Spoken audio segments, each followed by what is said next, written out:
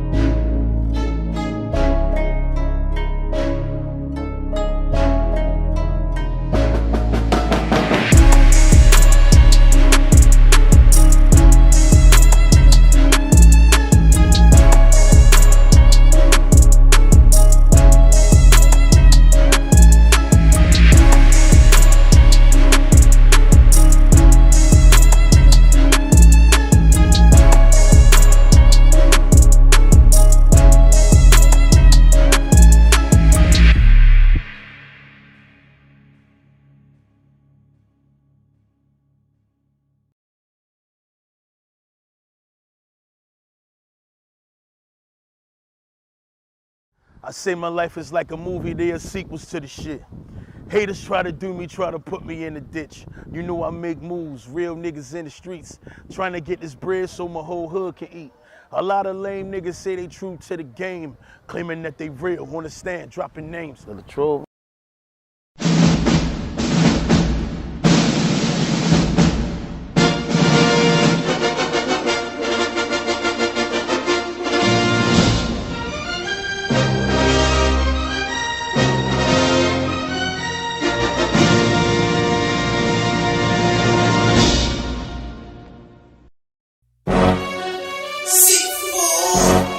Yeah, C4, what up? Hey, yo, Neff, what up, nigga? Yeah, yeah. Keep calm for what? My hood stay turned up, turned down for what? My hood stay turned up. Keep calm for what? My hood stay turned up, turned down for what? My hood stay turned up. Bully up in the building, hot women and children.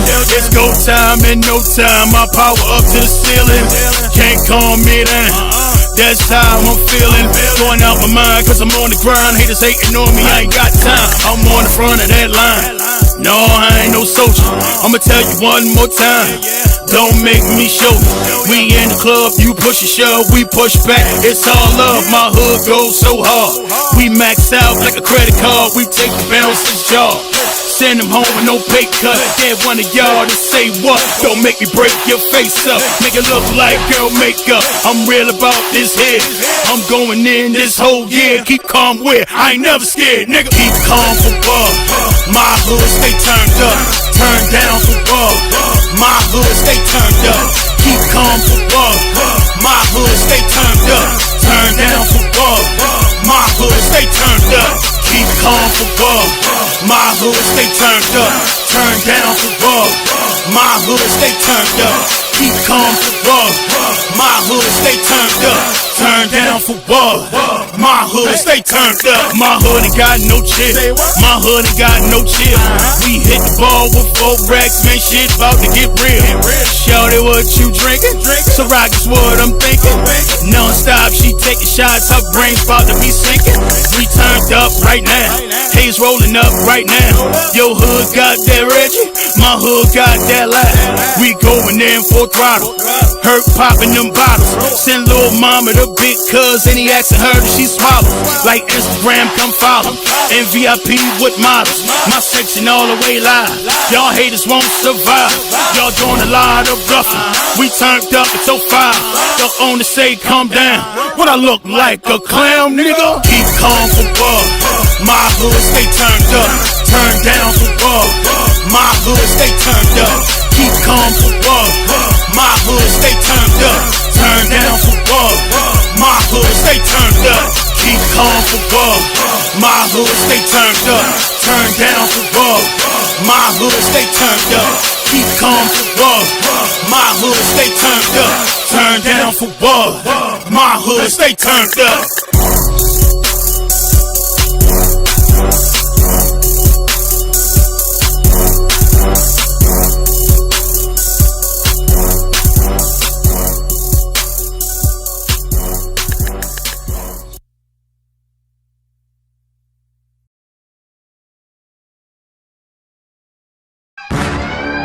Nightmares, all I dream is purge. If you get caught outside, then you gon' get purged.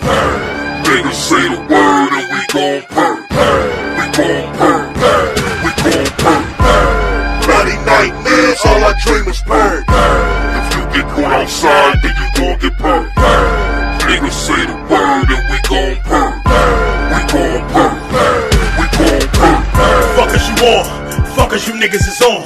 We kicking the door, we busting the floor, we getting your family gone. Blood in the air, I'm smelling it now. No stopping the bully, I'm gunning you down. You niggas is kings.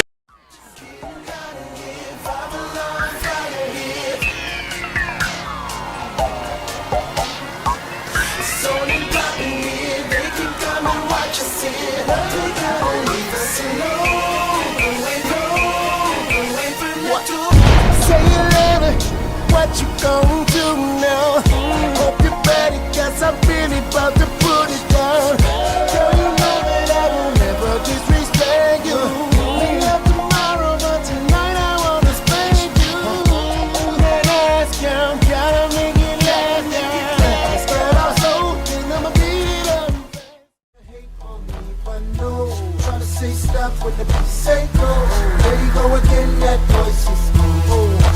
girlfriend. Come on, come on, come on.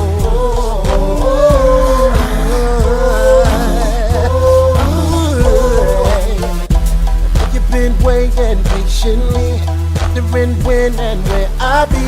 After causing ruckus in the industry, making this so she can't sleep.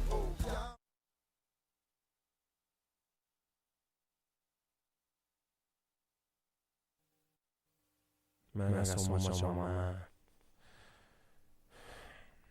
If I don't let it out, I'm gonna explode straight up. I'm sitting here looking at all these people around me, thinking if I wasn't tell me where would they be? Most of them don't even care about Robert Kelly, no. They only care about what I can do for them. Some of them hang around me cause I got money. Tell me what happened to my whole family. Can't they see I'm going through? The little brother really needs them. I was there for them when they needed me, yeah. Soon as the drama come, y'all asses quick to run. What type of shit is that? How could y'all turn y'all backs? People, they smile right in your face, then go and talk behind your back when they don't even know the facts. And some of y'all church folks pointing the finger at me, yeah. You should be loving on me, on your knees and praying for me. You'll never get it right. Is that the Christian life? Sometimes I like to party, drink, have sex and smoke weed. But just because I love them things, it doesn't mean I'm going crazy. God, I wish I knew why people wanna hate me. When all I do is help them, try my best to love them, try to lift them up, but they don't appreciate, so fuck them.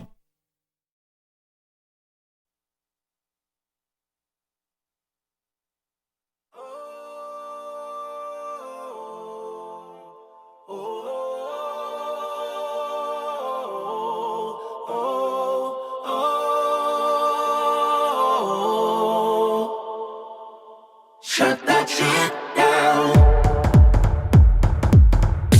I'm so tired of it. Yeah, you need to stop playing dirty. Yeah, she deserves the best, and if you can't give it to her, then why hold on to her? It's not fair.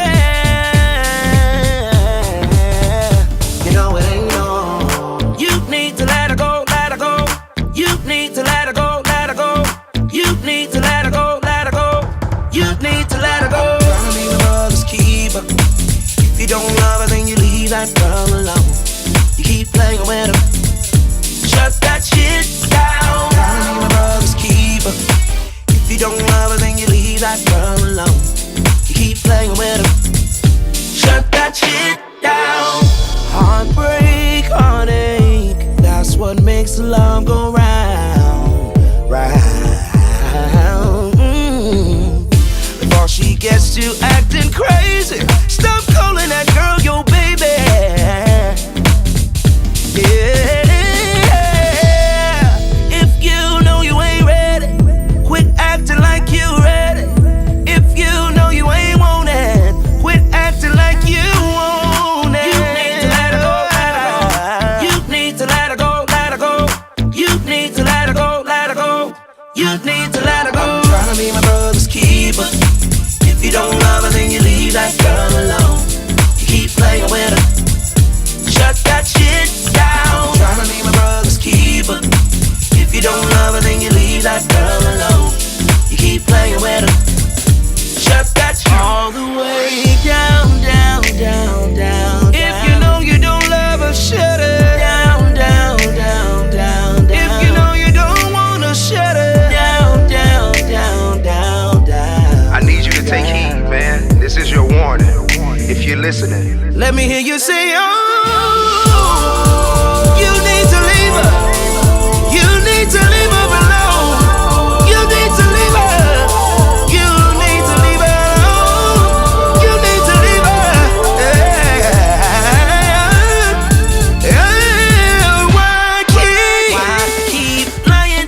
that girl, messing up her world, making promises she can't keep. You need to set her free. Why keep lying to that girl, messing up her world, making promises she can't keep. You need to set her free. Why keep lying to that girl, messing up her world? Let's go, let's go. Promises she can't keep. Friday You need to night, set her free. Dream Team. We about to shut the shit down. Messing up her world, making promises she can't keep. You need to set her free. Keep playing with her. Hey, don't play with him. If it's some shit you don't like, don't play with him. You keep playing.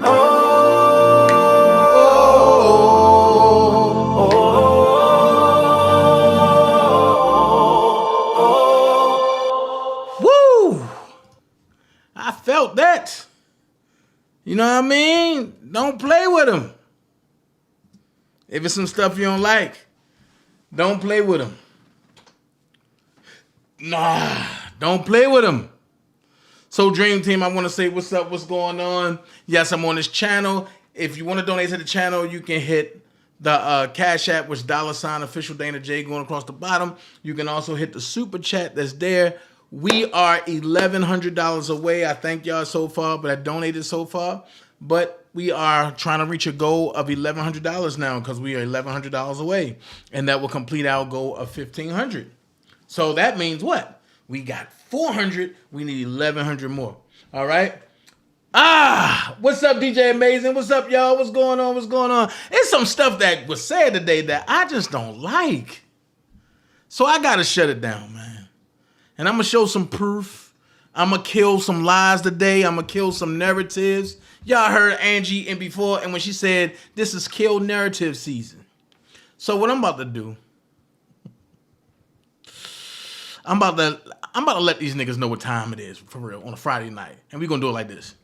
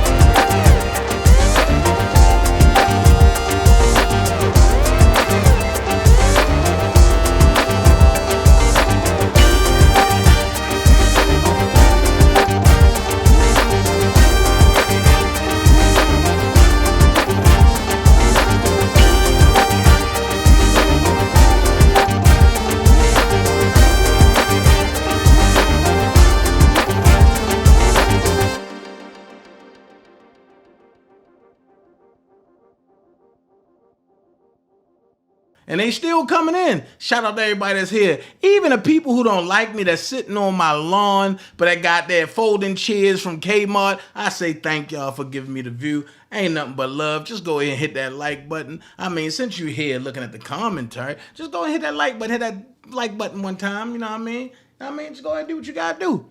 I appreciate everybody that's here. So. I'm at work, right? And I'm at work, and I'm getting phone calls left and right.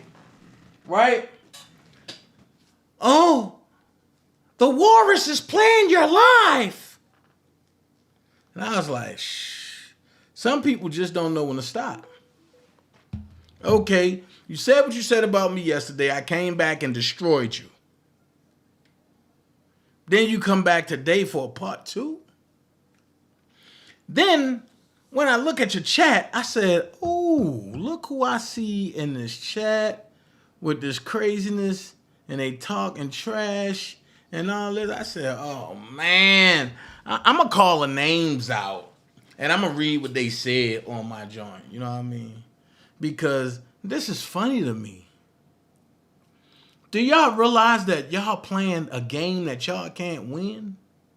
Do y'all realize that I am the creator of the games? Do you realize that while y'all run around trying to bully motherfuckers and trying to get people to fit y'all narrative, that shit ain't gonna work with me? Because now I'ma break y'all ass in half. See, y'all run to these other channels and y'all sit back and y'all try to put stuff in other people's heads so that way they can come at different people. But didn't y'all have enough the other day when Angie smacked your ass? Didn't y'all have enough yesterday when I smacked your ass?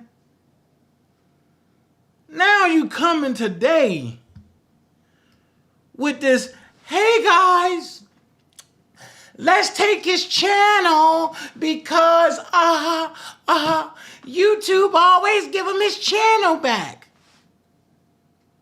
Now I know you're trying to claim my channel. But guess what? Do you know how many platforms I'm on? Do you know how many platforms I'm streaming to right now? Do you understand that YouTube is the bottom of the barrel? I don't have to be here. I can introduce everybody to a YouTube supplement. It's called Rumble. But then when you go there, I don't even gotta be there. I can be on BitChute. So I'm lost. Because I heard the walrus say, hey, we can get him locked up because he said he knew where Ruth was at. I also came back and said you knew where she was at too. You the one that sent her there. And then gonna say, oh, they came and got her baby. No. That was part of the plan. Because you trying to file for full custody of that young mother's child. Then you said some incorrect stuff. That I called CPS on your friend. I don't give a fuck about your friend. And no, I didn't call. I'll tell you that. But let's be for real. Why don't you sit up there and tell her the truth when you got mad at her how you called on your own friend? And I'm not the only one that know that. I ain't telling nobody to come forward and say what they know about it, but check this out. It all depends on who you was rocking with at the time that had us on the phone listening. That's how I know about the call. But ask me, do I give a fuck about the call? You know why? Because none of y'all like each other. And y'all only common goal is to try to get at me. And it's not working. If you think I'm lying, tell your friend to show the paperwork that show I called. She couldn't do it in 3 years. Oh, I'm sorry. This is the same one that said that she was a principal, right? This is the same one that sat back and said that Leave it alone, Dan. Don't go there. Hold that until the next time she tried. And then call everybody that she spoke with about this issue. And just let everybody talk. All right, got you. Hey, Linda. So I'm just saying, you got to understand, it was people that you were rocking with that never rocked with you. That always fucked with me. You don't know who they are. And I will never tell my secrets. I won't tell my secrets. 'Cause my folks are safe with me. I bet you sit up there like, who did I have on a call? Damn, I never tell you. It ain't none of your business. Just know I know your secret. All right. So while you sit up there talking about, listen, guys, he said he know where Ruth is at. Okay. So the police gonna lock me up because I said I know where Ruth is at? Do you think I'm gonna help you? Do you think that I will help you hurt her? Again? So you saying that I said some stuff that wasn't true. So I'm gonna ask you this question. Walrus, what did I say that wasn't true? I said multiple times for 3.5 years that you was a carpet munch, that you was a munch. Ain't that how Ice Spice said? That you was a munch. You was a carpet munch. And you was carpet munching adolescent kids.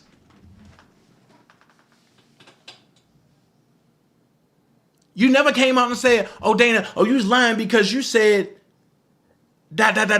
You won't ever come out and say I'm lying about that. You think it's a game. I would exhaust every mean I have to go get that document that's closed, that whole file. And I would sit here and I would put it on the screen and I would read it. Just like y'all try to do my paperwork, right? So why not read yours? Just like you try to do everybody else's paperwork, right? Shit, everybody paperwork getting read. So why not read yours? I just need you to give a rebuttal. That's all I need.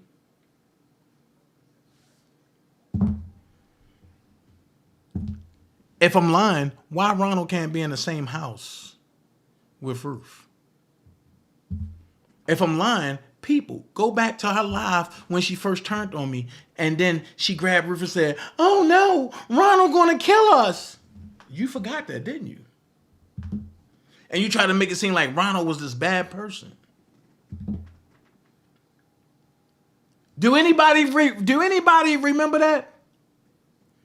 When Atmos called me and said, bro, they talking about you did all this stuff and this and this and this, and Sylvia and them turning on you, bro. Do y'all remember that? And Ronald came up the steps and she tried to hide in a room with Ruth and she was holding Ruth. Oh, do we forget? But I don't forget nothing. Let's talk about how you tried to set Robert up. And I know Cash gonna say, oh, Dana lying because Sylvia's her friend. I get it. But Cash, how did Jasmine get the address? 1. Cash, why did you send Jasmine an Uber to get to the gym? 2. Cash, who was you on the phone with when Jasmine got to the gym? Don Russell. 3. 4. If you knew that Jasmine was supposed to be liking Rob, why would y'all even try to put Rob in that situation? 5. So guess what? Dana hands is what? Clean. Thank you, ATB. Thank you, ATB, for the 5-piece. You know what I mean? For the 5-piece McNugget. But I can't say McNugget. Shout out to ATP for the 5-piece. Yeah. Yeah. That's Baltimore signing off. Ayo. So, my question is, where's the lie? Where's the lie? Y'all can't say I lied about nothing. Then you talking about, oh, he did this, he did that. Matter of fact, And you got Whoopi Goldberg's son that sleep in McDonald's parking lot talking about you don't have your kids because you touched your kids. Huh? I touch my kids where? See how they make up lies? Now all of a sudden, I suppose I had touched my kids. Thank you so much, ATP. ATB with the 5-piece. Ayo! Now I'm supposed to touch my kids. Do you think I have the type of pedigree in my children's mothers that if I touch them, I will be around my kid? What the hell? Do you think my daughter would any of my daughters would even talk to me if I touched them? That's not even in my pedigree. But I keep forgetting Mr. Butthole, AKA Butt Plug. He'll say anything. Then you got somebody named LLC say, he's so damn stupid, I'll do his ass like Cardi did Tasha K. Tell Sylvia to file. I dare. I dare her. I guarantee you, she will be downtown on Cortland begging for food because I will take everything. I dare her.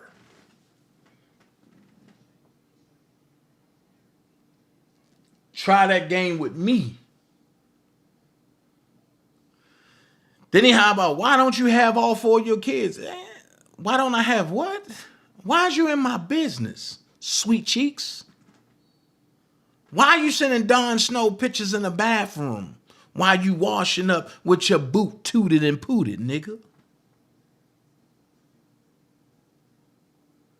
Then Carib for life, Carib, I'm telling you, I'm going to get that IP address ran. Said he needs to stop scamming and hiding because child support can and will find you. Who's hiding? Who's scamming?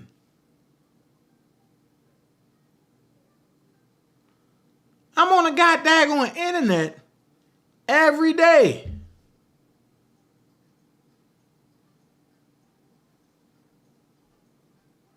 So who's hiding and who's scamming?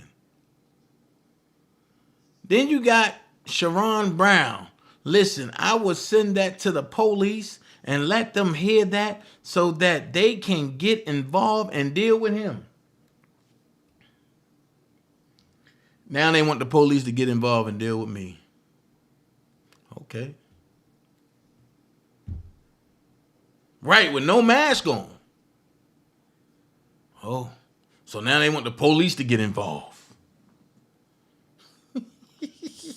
What the police gonna say? Oh, hey, we gonna lock you up if you don't tell us where she at. I don't know what you're talking about. I can say anything on here.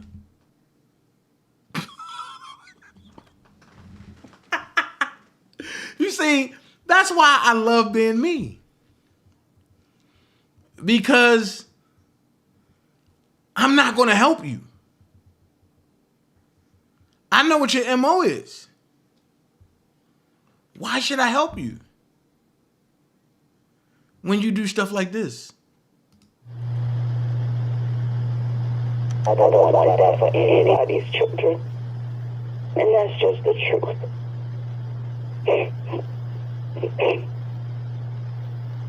And anybody want to come in here and say, talk crap about me in government? No, I pay for my services. I pay for those apps. I pay for them.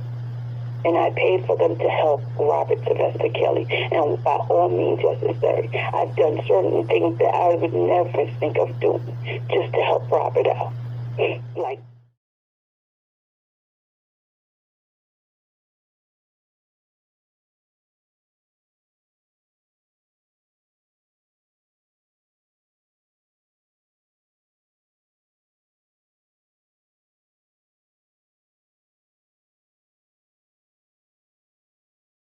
but who asked you to do that? Who asked you to send Demetrius Smith dildos? Who asked you to sit in a dirty tub of water? Who asked you to send Nipplegate 202? Nobody asked that. You did that on your own. So then when I got stuff like this. Hello? I know I'm being a pain, but I want you to listen to this. Okay? Alright. We were bonding. But what Robert did, he betrayed everybody. Yeah, but He betrayed Barry, he betrayed Liz and family. But you know what? Here's the deal. But look. I was reading your book now. Okay, we're gonna go by what you said in the book. Okay.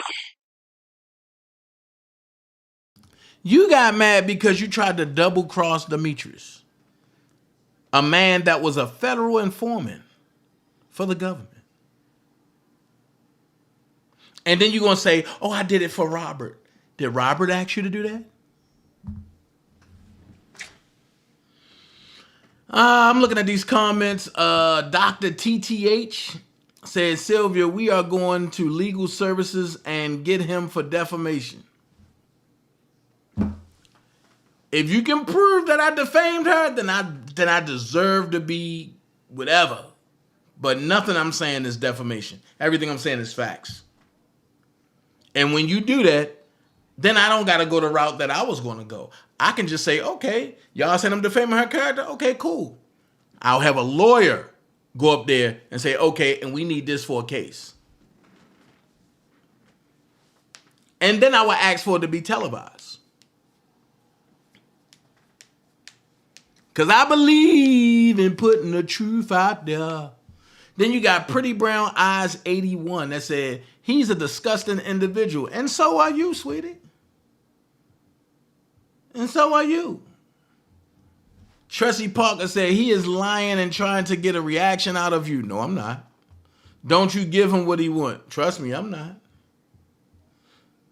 Sweet Cheek said, Rob Sancho, I think so. Or Rob Sanho. Evolving with Queen Christy Love said yes as Sharon Brown.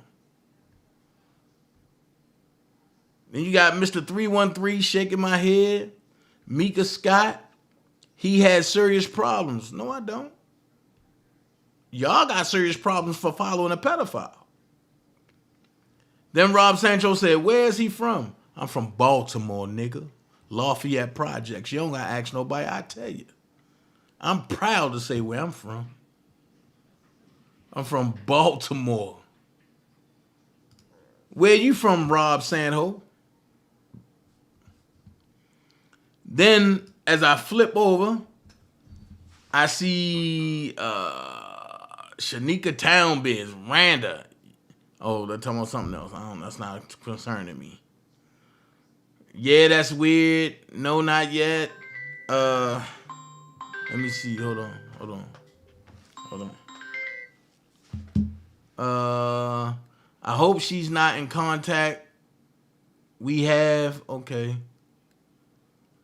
That's why you can't do certain stuff online, and he need a life, and Randa get ready, fire, and yes, at Sylvia, anything is possible with that demonic thing, and Trap Jaw said his fat ass going to get just what he looking for. Okay. Sharon Brown said, I hope she's not in contact with he. Dr. TDH said he's a liar. Okay, well, I mean, listen. If I'm a liar, why did she call the police? But then I'm going to go here, right? How you going to try to file a missing person report and it says located? I'm lost.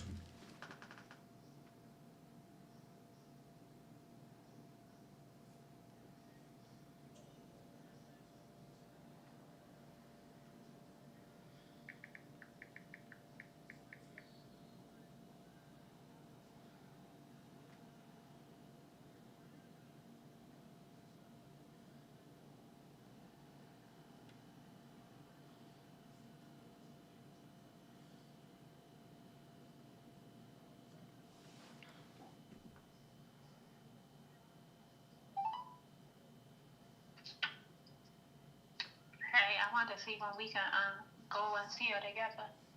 Where's she at? That's the place. That's the address. Keisha sent me that information, the address and the phone number. I ain't called yet.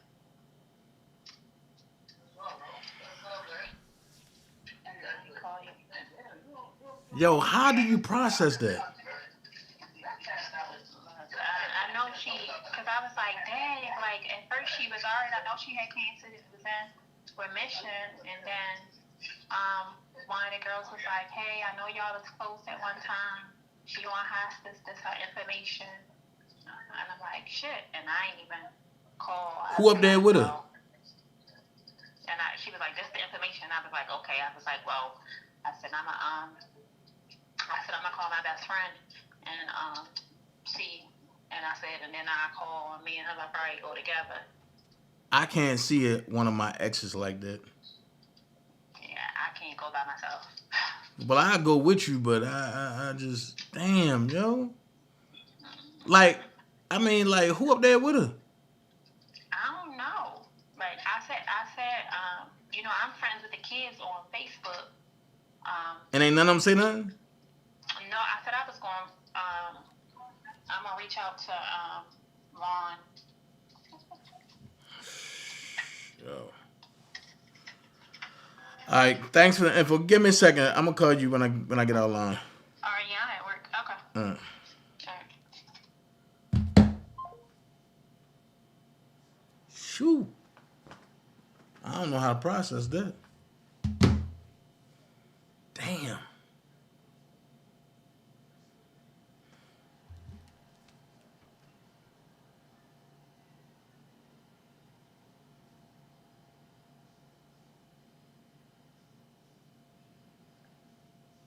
Shit. Okay. Ooh, no. I can't see Shannon Lewis. Where you at? No. Don't block him. Let Shannon stay.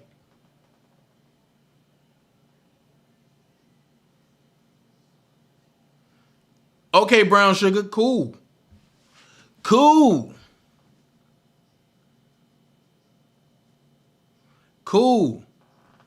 Cool. I need some of that Georgia, Mississippi, Alabama tea. Yes, sir.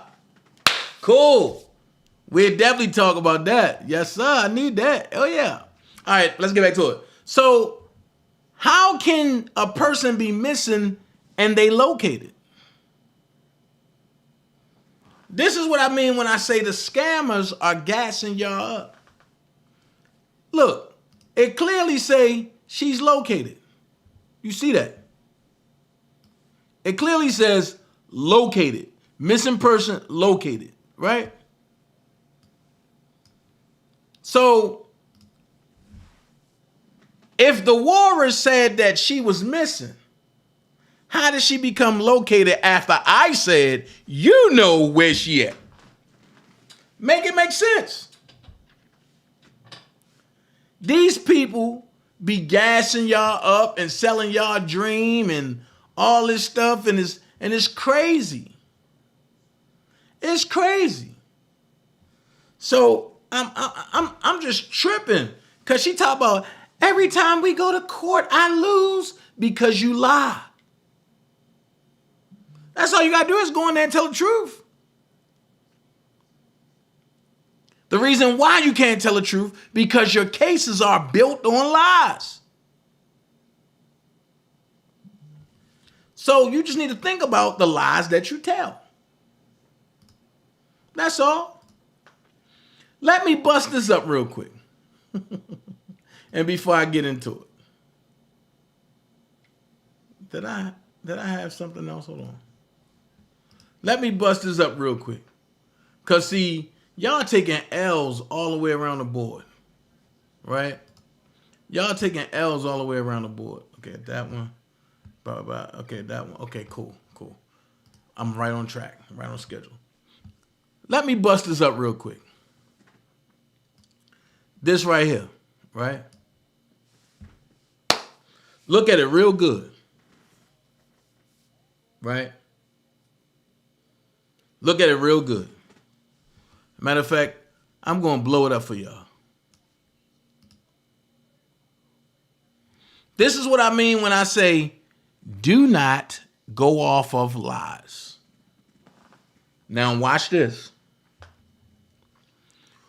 We talked about the text messages between Azriel and Alice, right? And we seen the text messages that Rob was supposed to have said in them text messages, right? Then you hear them say, I don't know, Kales, right? Then you hear the pedophile tell his assistants to come out here and say, one day Kales love me, then the next day he don't, right? Now watch this. Pay attention. To and from 404-914-7986. That's my number. Direction incoming. This is why I said the feds tampered with those text messages. Sean Harris went and got this from Kel's phone. So, on 5/9/2019, 2:44:25 p.m. UTC, Kel's read the message, right? He read it on the same day, almost 3 hours later, right? And I simply said, love you, working in some new stuff. Source file, DAR, archive, root, private, various, mobile, library, SMS. Here's the question. Why was Sean Harris the PI? Why would the PI be investigating Kales instead of the people that's against Kales? And then giving it to the people that's supposed to be for Kales. Now watch this. The same message, right? Same message, right? And this is why I said, can't nobody text in milliliter. This was one message. And they broke it up into two. I told y'all what's really going on. So the PI went and got this and spread it just to try to discredit me. But watch this. You see both of them say red, right? At 5:30, Rob was just getting up. You see me say, good morning, big bro, Pops. I'm about to hit the air. I'll see you when I return on the 18th of June. Rest up. I'm bringing my shorts. That's not something that you need to reply to. But the dummies run around talking about, oh, Kales left him on red. Oh, I'm going to hit myself. I'm going to hit myself. But then he called me after this one. So if you're calling somebody, you don't need to text them back. Dana, what you talking about? Look at the dummy who posted this. The same dummy that put some, copied and pasted some stuff to make it seem like me and a couple other people was talking about Keith. And she ran with it because Sean was close to Keith. I always say, catch a piggy by its tail. And when I said that the Azriel text messages was out of sequence, I meant what I said. Prime example. Prime example. Look at the sequence number, 1229 and 1230. That's nothing skipping, right? You see, this is one big message, but it start from the bottom and go down and go up. So I've been telling y'all the whole time, but you know, they ran with the scenario that I don't know Robert. They ran with the scenario that I don't talk to Robert. So if I don't talk to Robert and if I don't know Robert, how the hell am I in his phone talking to him? That's why I keep saying you got to come with a bigger lie, a better lie. The problem is I know him personally, and they trying to know him whatever way they trying to do it. Most of them trying to sleep with them. Ask the Walrus, did she get to sleep with Keith yet? Do I got to talk about the gym when certain people got drunk and Lisa and Cassandra got upset because certain people was hanging on people drunk? See, it's so much that I can bring out there.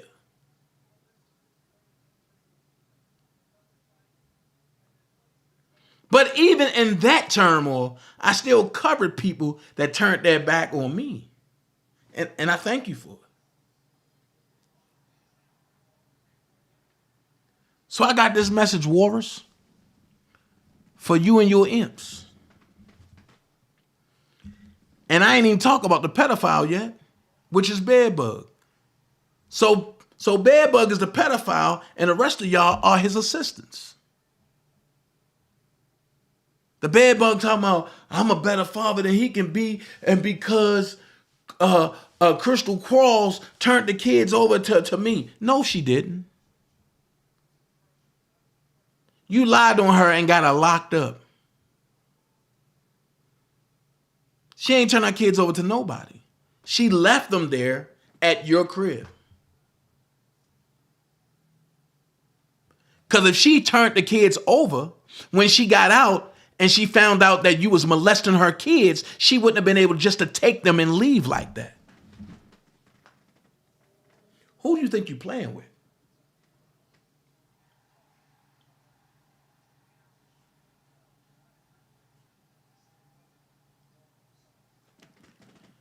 And that Lewis said, what?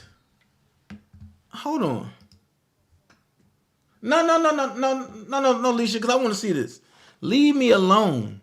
I know what you and Prima Donna did, and I'm waiting on y'all. Told you I'm not scared. First of all, Annette Lewis, what are you talking about? We don't even know who you are. Prima Donna ain't do nothing but put truth out there. I ain't do nothing but put truth out there. So what you mean leave you alone? You're an avatar. I don't even fuck with avatars. You're a silly rabbit. You know what? It's time to power up. Did I do it? Wait a minute, did I do it? Ooh. Hold on. I got something just for you. Just for you. I got to power up.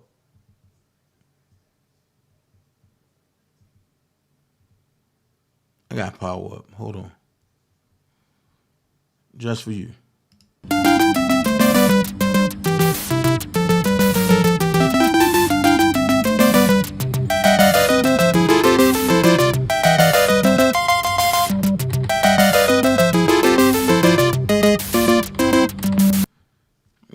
Yeah, I had to power up. But Annette Lewis, whoever you are, understand this. Let us pray the pimp's prayer. Lord, please pray for the soul of this bitch and guide my pimp hand and make it strong, Lord, so that she might learn a hole's place. Thank you. You want to be in the know-how so bad. Nobody know who the fuck you are. Nobody know who you fuck you are. And for the Walrus.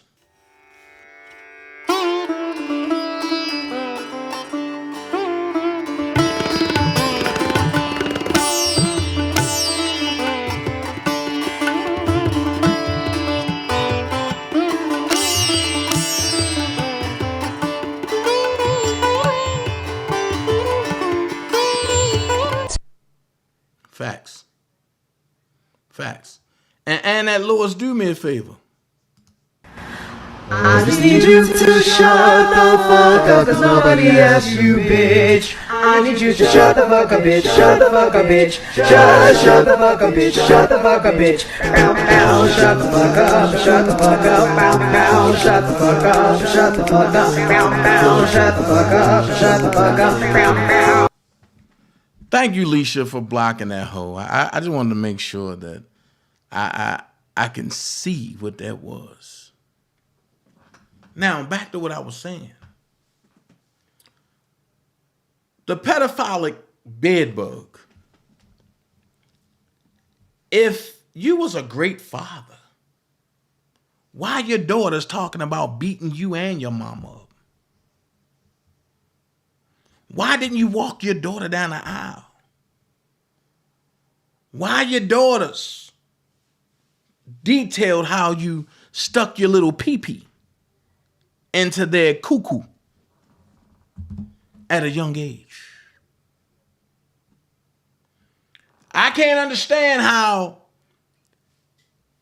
y'all can watch somebody that raped their own children and then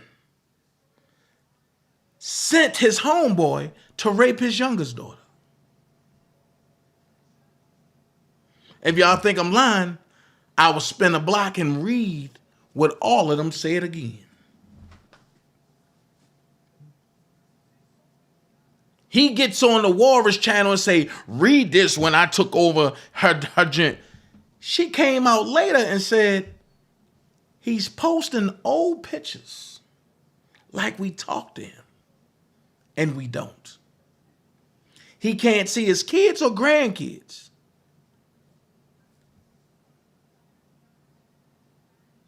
But you hear me. You see me with mine. You hear me talk to mine on a daily basis. But if you think you're a better father than me, bedbug, by all means, think what you want, partner. But I've never raped any of my kids. Hell, I've never touched them inappropriately.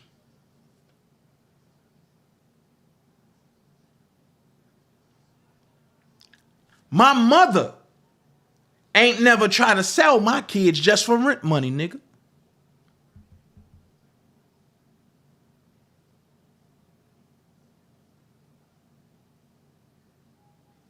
Make this make sense.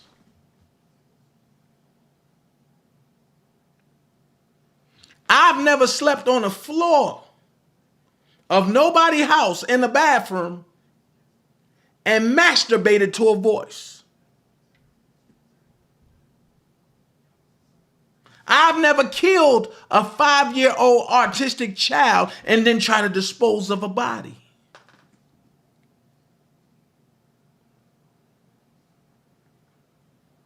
Let's go deeper. I've never left a note in none of my homeboys' car talking about they miss the nigga or they want the nigga.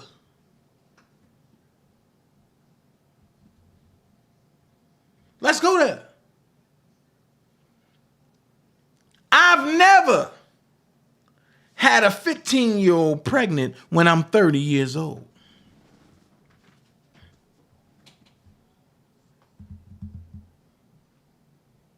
I've never perpetrated the fraud and said, I'm for R. Kelly, but deep down inside, you know you working for Don Russell.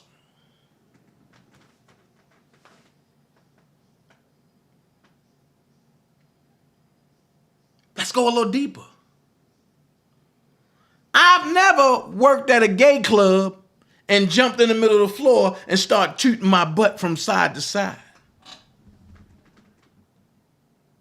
You'll never see me on TikTok shaking my butt to Doo-Doo Brown.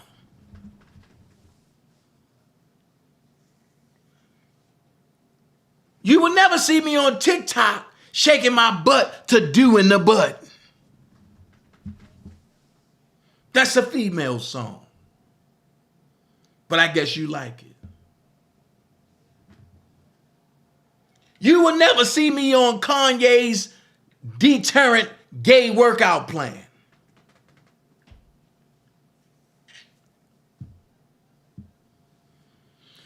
You will never see me on YouTube fondling a transsexual.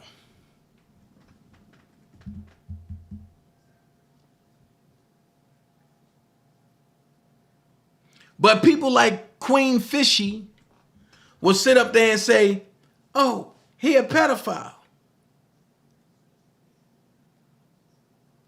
You sure you want to go that route with me?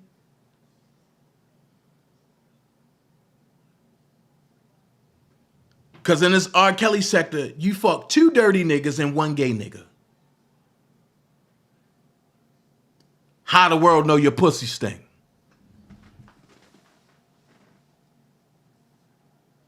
How did I get the pictures with you looking like a monkey? I'm just saying. And I ain't hating on neither one of the guys. You got passed around, Queen Fisher. You had Debo first, then you had Bedbug. So I understand why you got mad at Debo, but then you want to slide over into Bedbug chat. Because you got a soul tie. They both smashed her. Funk puss and all.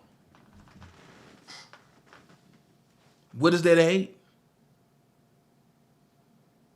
When I seen you in New York and you gave me a hug and you ain't want to let me go. I know I smelled good. I know I looked good. I know my clothes was damn spectacular. I get it. You ain't never seen no shit like that. Just look at the pedigree of who you smashed.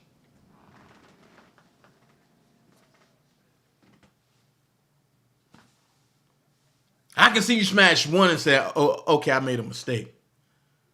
But you went from worse to the gutter. For all that, you should have kept smashing Debo. But you smashed a pedophile. You can't make this shit up. This the shit that you like. And if y'all like it, I love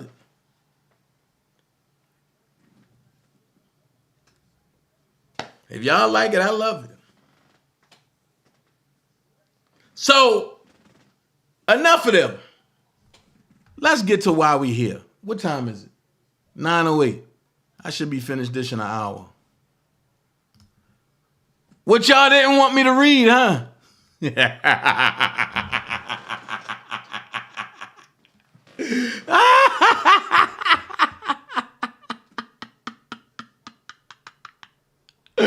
Y'all didn't want me to be. Hey, Big Bug, what you over there saying?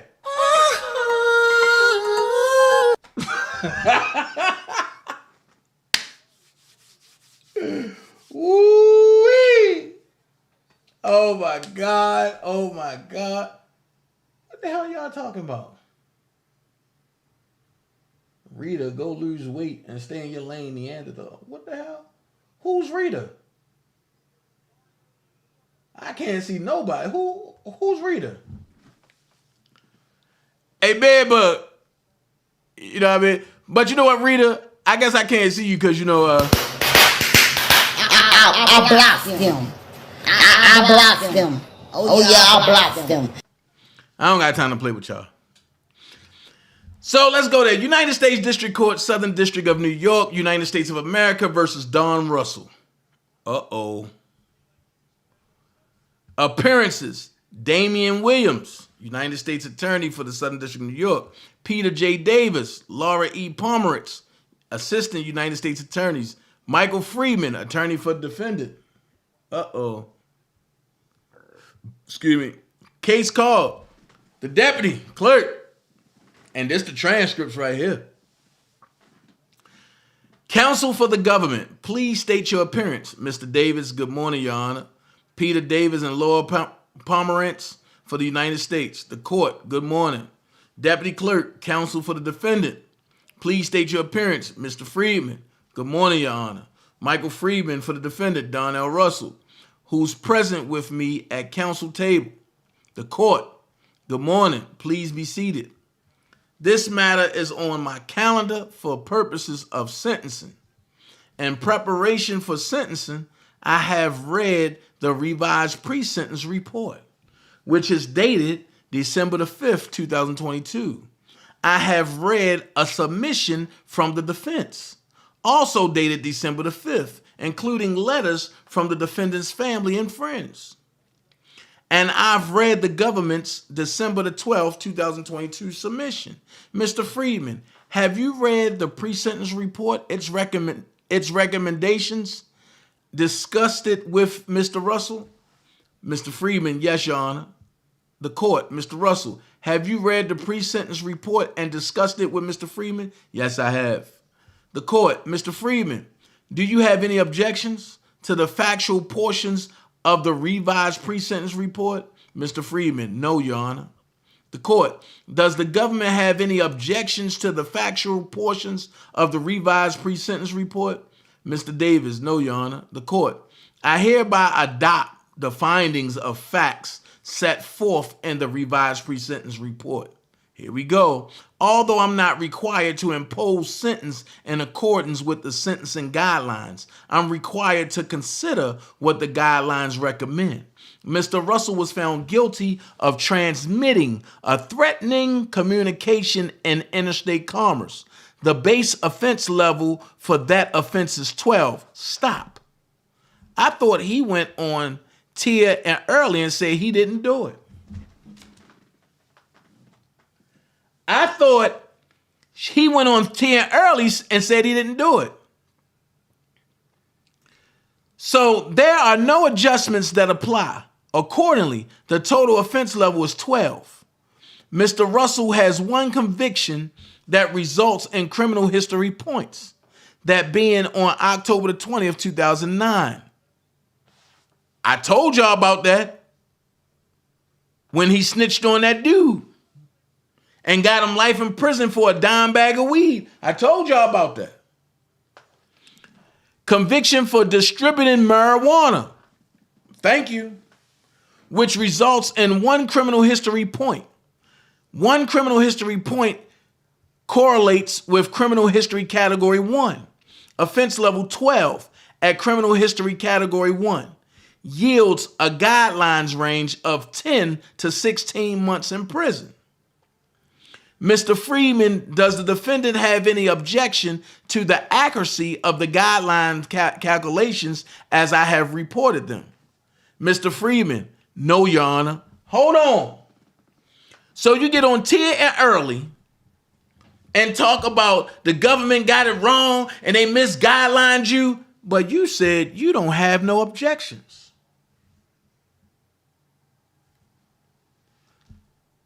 Let's get me 19 likes, y'all. Just give me 19 likes. The court, does the government object? Hold on, let me see something. Two, okay. Does the government object to the accuracy of the guideline calculations as I've reported them? No, Your Honor. Based on my independent evaluation of the sentencing guidelines, I find that the offense level is 12. The criminal history category is 1, and the guidelines range is 10 to 16 months imprisonment. Mr. Friedman, I'll hear from you as to an appropriate sentence. Thank you, Your Honor.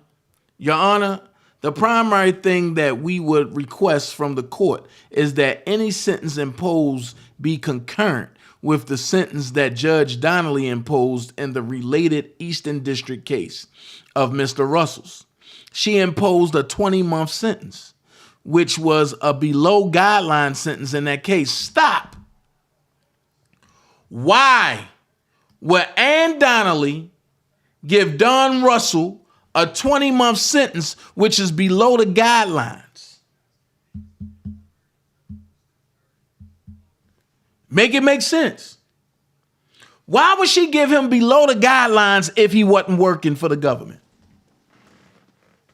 Let's make this make sense.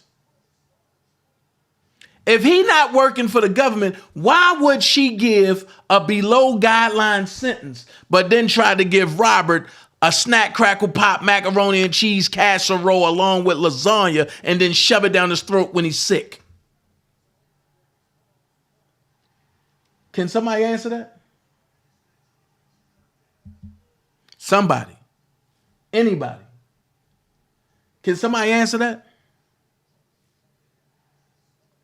Then it says, in late November, and also noted that although this court will have to make the decision in imposing its own sentence, her recommendation was also that it be concurrent.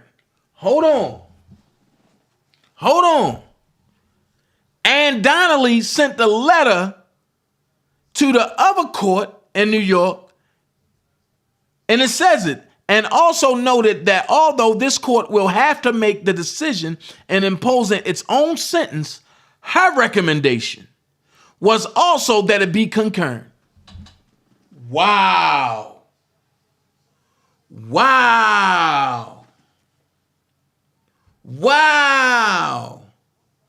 Like I said before, the only reason why he's out now, because he's trying to get Keith and a couple other people locked up. And I stand on that. I haven't been wrong.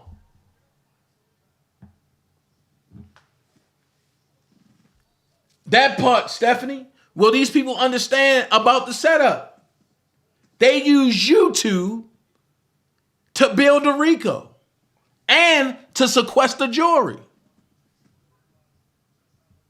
That's all they had to do is stop. But you had a bed bug badgering Azriel 24/7.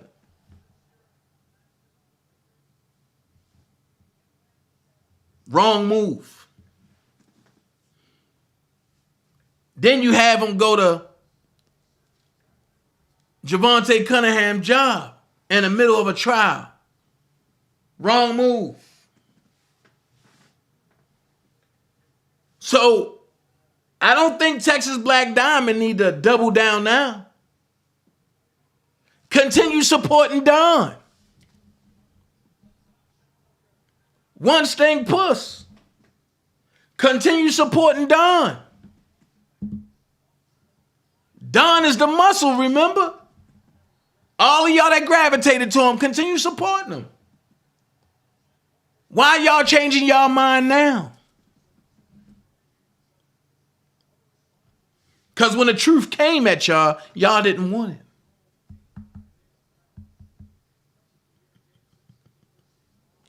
That's why I laugh at y'all. No, the situation ain't funny. But I laugh at y'all because y'all ignorant, stupid, all rolled up in one. Y'all all try to be part of something that y'all ain't know nothing about. That's why all of y'all failed and when y'all tried to set me up. So it says her recommendation was also that it be concurrent. And the probation office and the government concur in that recommendation. Hold on.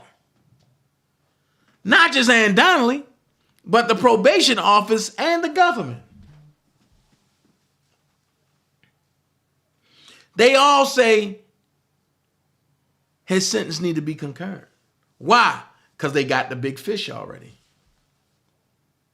But what the government wasn't banking on was for the big fish to pray to God. And God had a ram in a bush and Jennifer Bonjean waiting. Oh my God. Now that Jennifer Bonjean has busted open, now everybody talking about, I support Robert Kelly. No, the hell you don't. And I stand on that.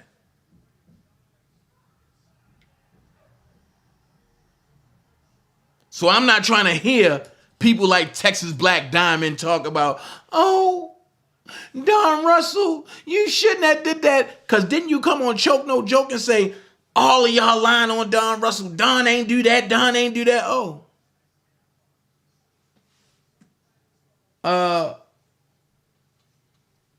Now Don ain't do it?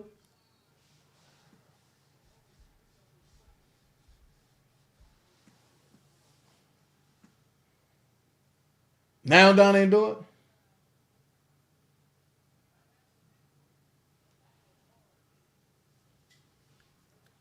All of y'all had y'all hand in setting Rob up. from the Warrers on down to be determined. And if Choke watching this, I need to reach out to you. I need one of your lives, bro. That's how I'm going to do this. I need one of your lives, Choke.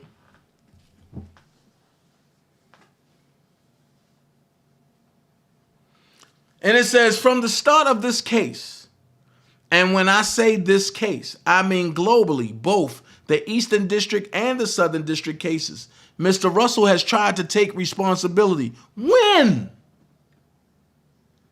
And I'm not arguing that he did so here, because he exercised his right to go to trial in this case.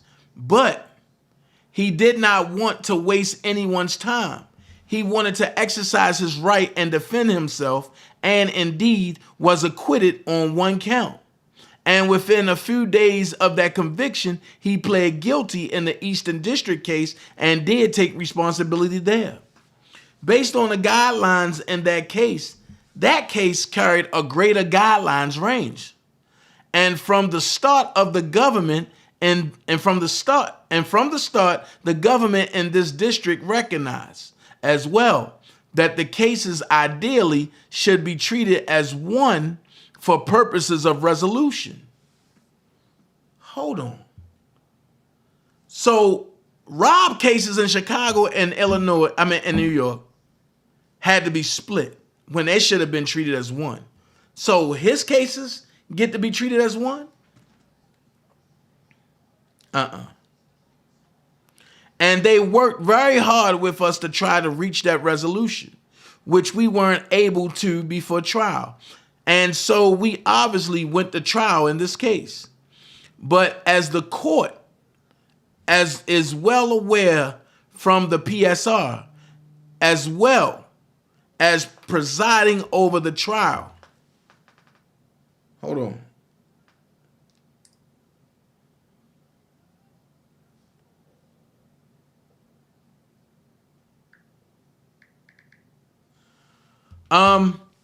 Both of Mr. Russell's cases stem from what we've termed his ultimately misguided attempt to try to briefly work again to help Mr. Kelly. Whoa. Whoa. Whoa. Whoa. Whoa. I'm just trying to say, like, whoa.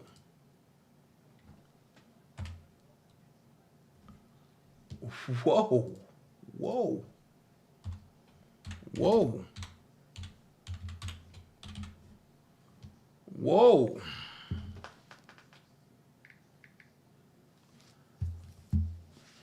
But as the court is well aware from the PSR, as well as presiding over the trial, both of Mr. Russell's cases stem from what we've termed his ultimately misguided attempt to try to briefly work again to help Mr. Russell, to help Mr. Kelly, whom he had met approximately 30 years prior when they were both starting out as performers.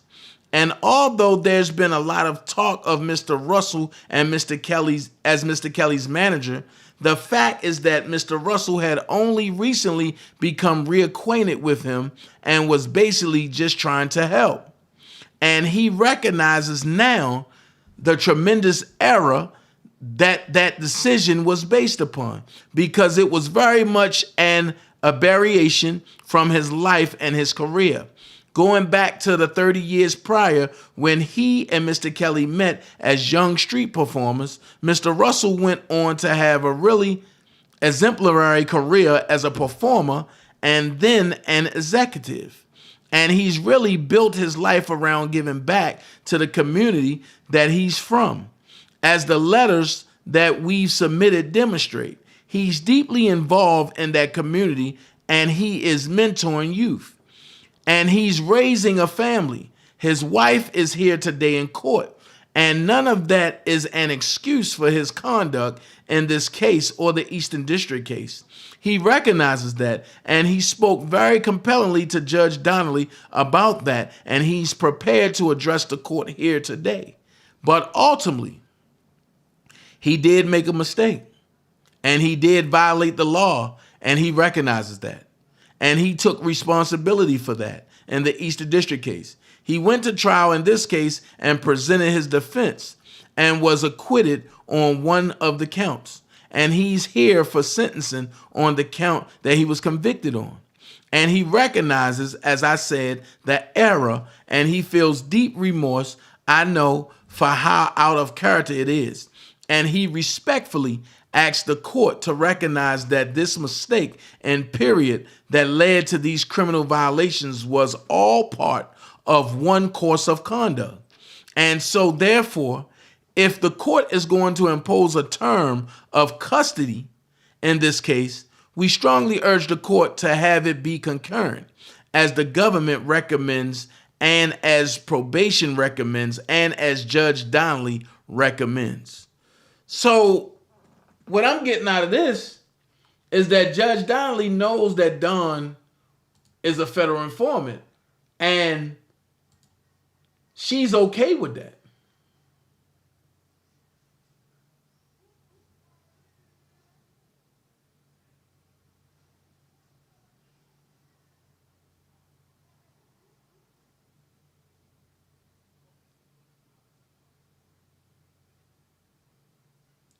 Oh, hold on.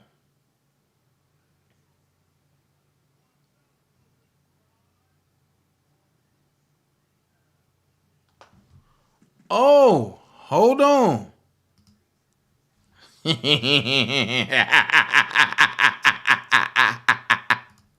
Hold on. The Dream Team, I love you, mans and womans. I love you. Oh, my God.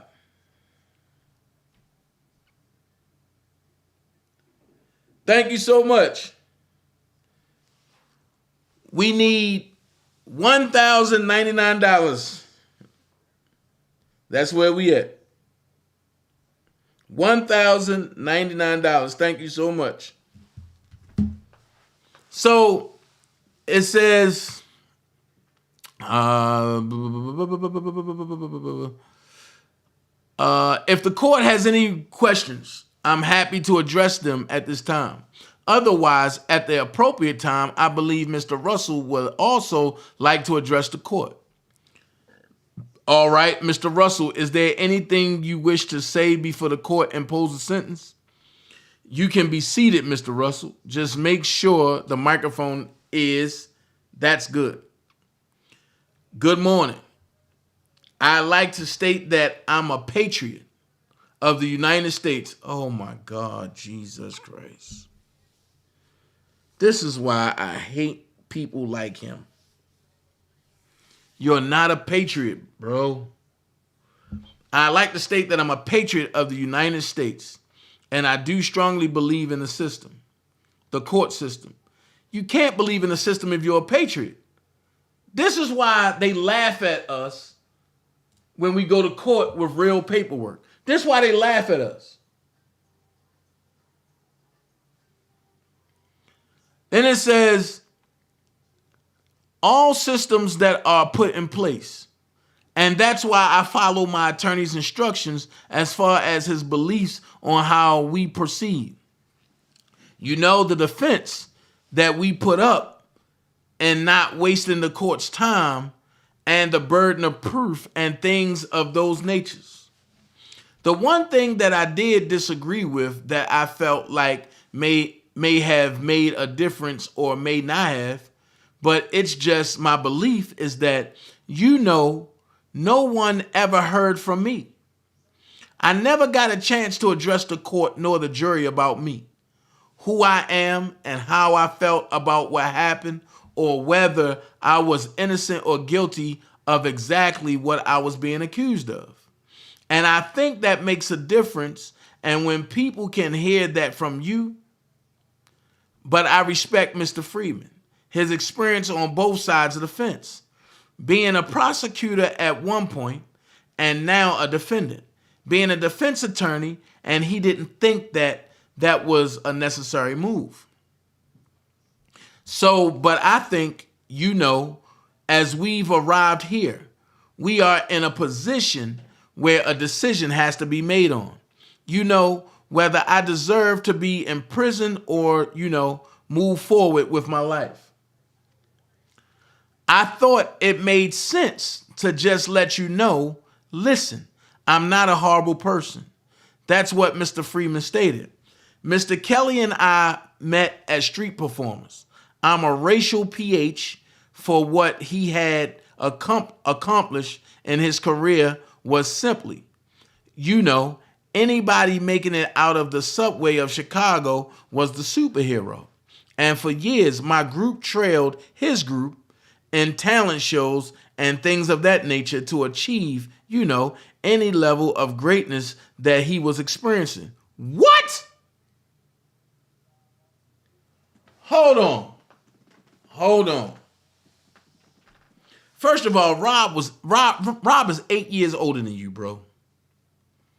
And now your group was trailing his group in talent shows? This is the first time I ever heard about that. To achieve, you know, any level of greatness that he was experiencing. So basically, you were saying that you was tailing him, and when he blow, you blow. Good God Almighty. And for about 10 years, we did that. What? And I remember hearing the song I Admit on the radio. And this is after I had went off and became a music executive and learned about a lot of things that would deprive an artist of having ownership of their intellectual properties and things of that nature. And hearing that song, the one thing that stood out to me is that he said he didn't own any of his intellectual properties. He didn't own his music. He didn't own anything. And in my eyes, I knew how I could assist him with that.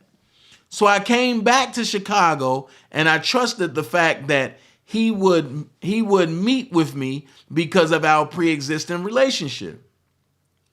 The sole purpose was just to put him in the position because I heard about the legal challenges that he was facing to fight on his feet, but not his knees. Just as I was afforded the opportunity to do.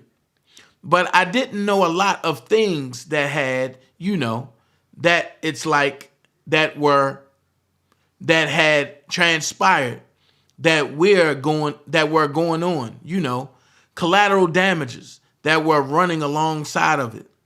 When I dived in the water, you know, went out to help him, he didn't warn me that there were piranhas in Moby Dick and the great white shark was soaking in him because he was bleeding out. And I got there and realized it, but I was there already. That's me as being the person that I was. I should have checked. But needless to say, I did arrive there at a point where, you know, he was going through quite a bit. And I attempted to roll up my sleeves and assist him. And this was just from the standpoint consulting, advising, and recapturing his intellectual properties so that he could raise enough capital to afford a proper defense. That was it. What?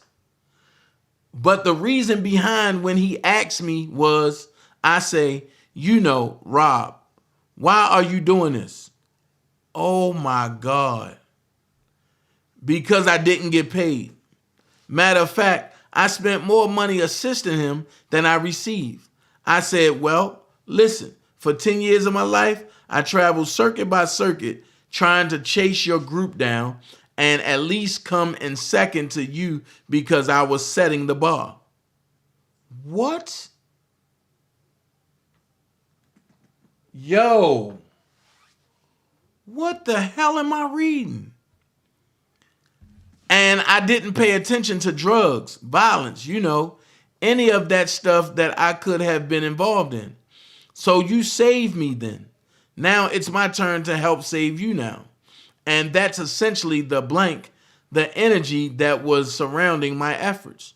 You know, when I got inside, I didn't say anybody willing to roll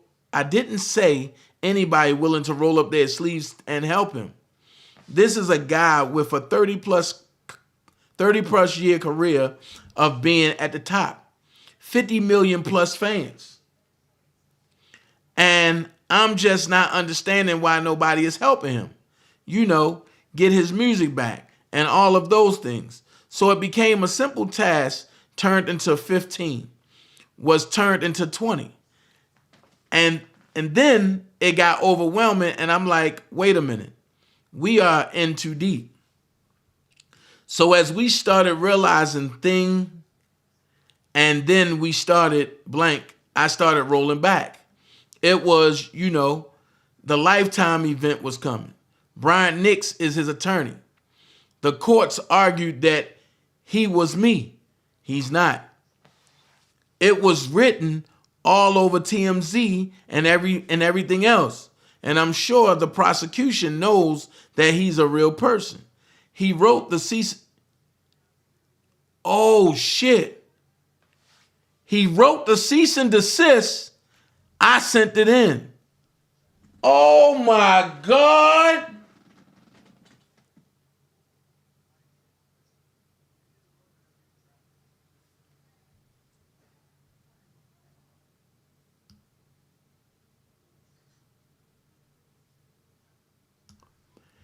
He wrote the cease and desist.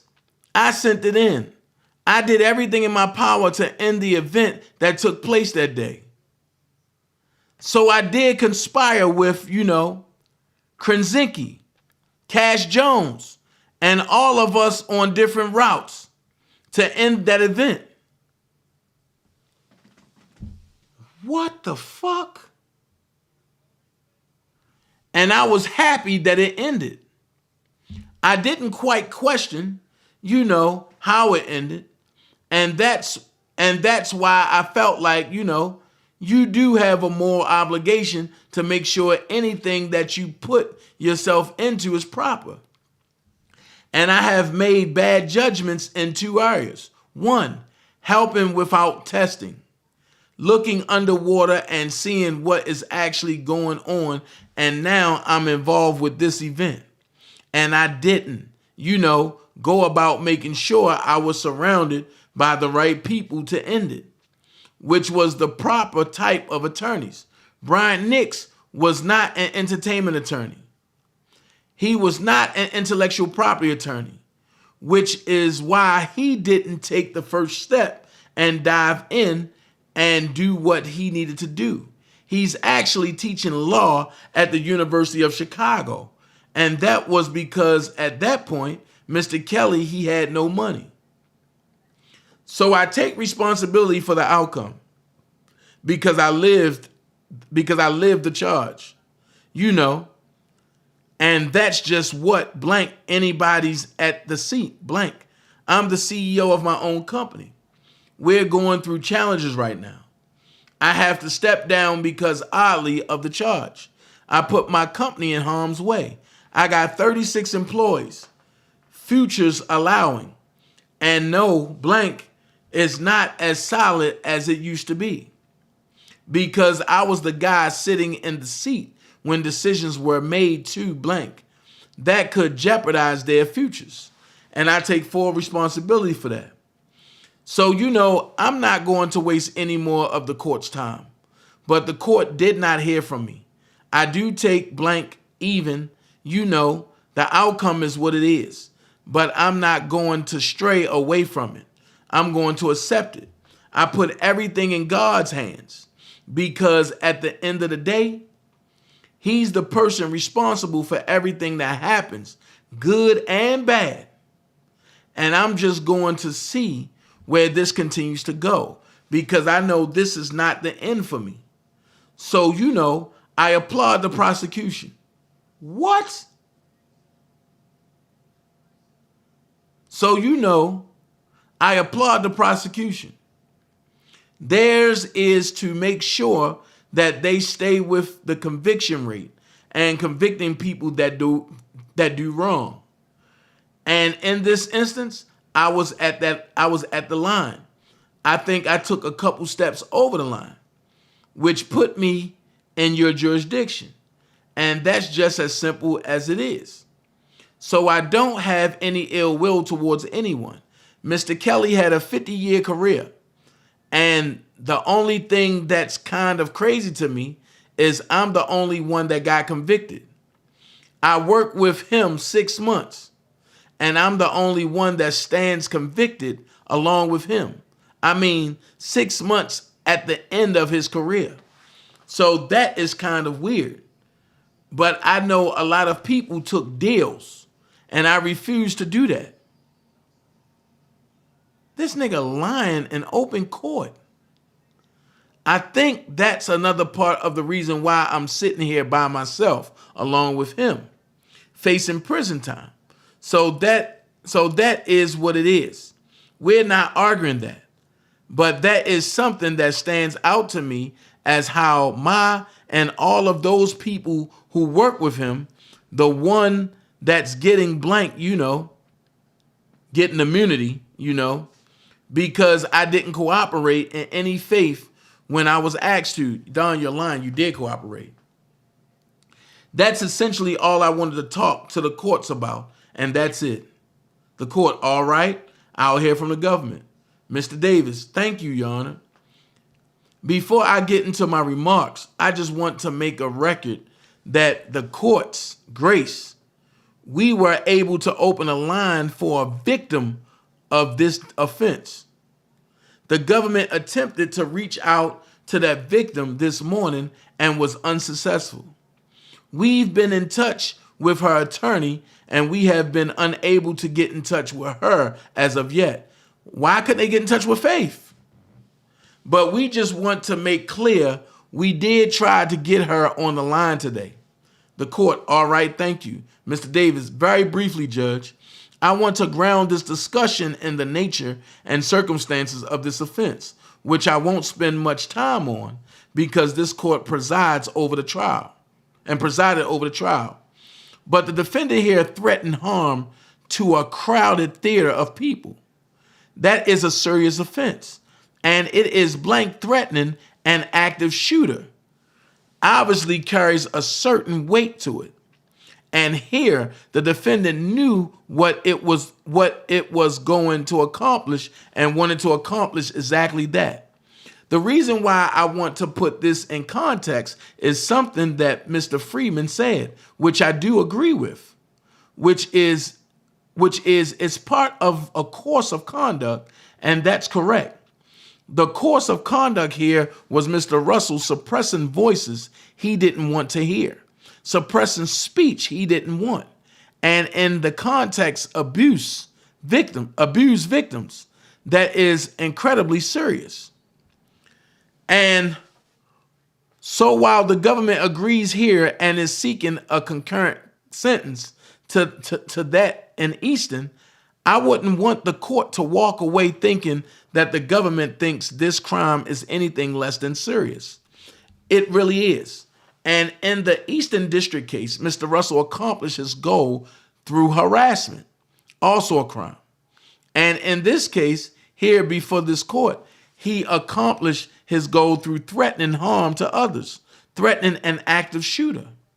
So for those reasons, Your Honor, we think that a guideline sentence concurrent with that which is received in the Easton, a 20-month sentence is appropriate. Thank you, Judge. The court, all right? In deciding upon an appropriate sentence, I have considered all the factors listed in Title 18, United States Code, Section 3553A, including the nature of the circumstances of Mr. Russell's offense, his personal history and characteristics, the need for the sentence imposed to reflect the seriousness of the offense, the need to promote respect for the law and to provide just punishment and to afford adequate deterrence to criminal conduct.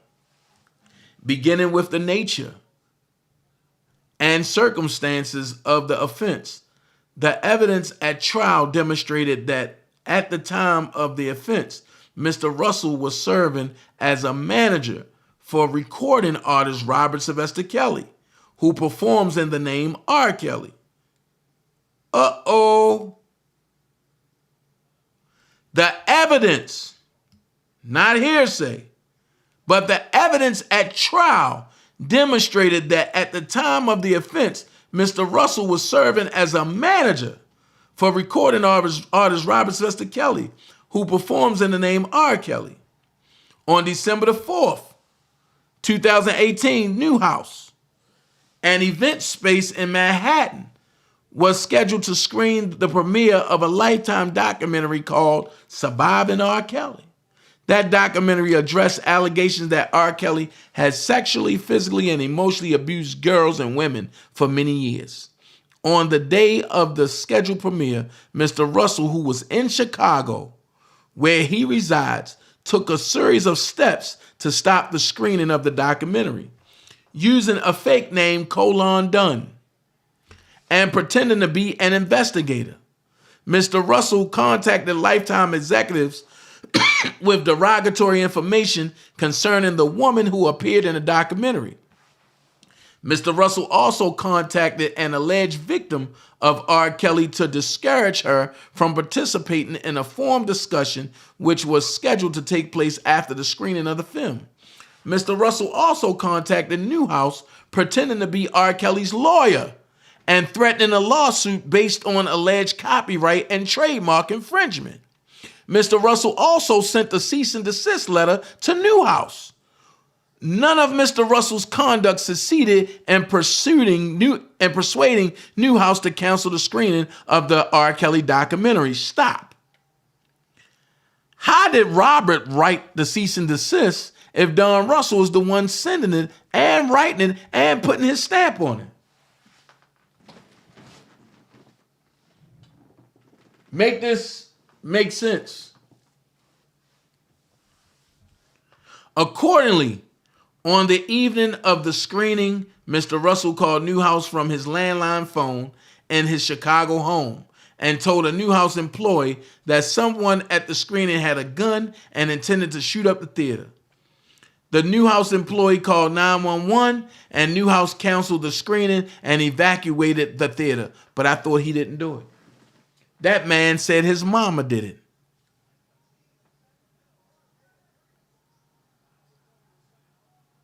That part, Judah, they mentally abused Kells with all this bullshit. Throughout the day, Mr. Russell had been in contact with an associate named Cash Jones, who was at Newhouse that evening. So wait a minute, Cash said she wasn't there. Well, the federal government, after they interviewed her, is saying something different. So now Cash is lying. She can't say she was in Miami because she talked to the feds. So if the feds are sticking by their story that she was there, who's lying?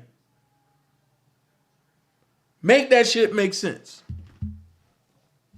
Shortly before the police arrived, who was at the Newhouse that evening. Shortly before the police arrived, Russell sent a text message to Miss Jones telling her that the police would be coming to Newhouse.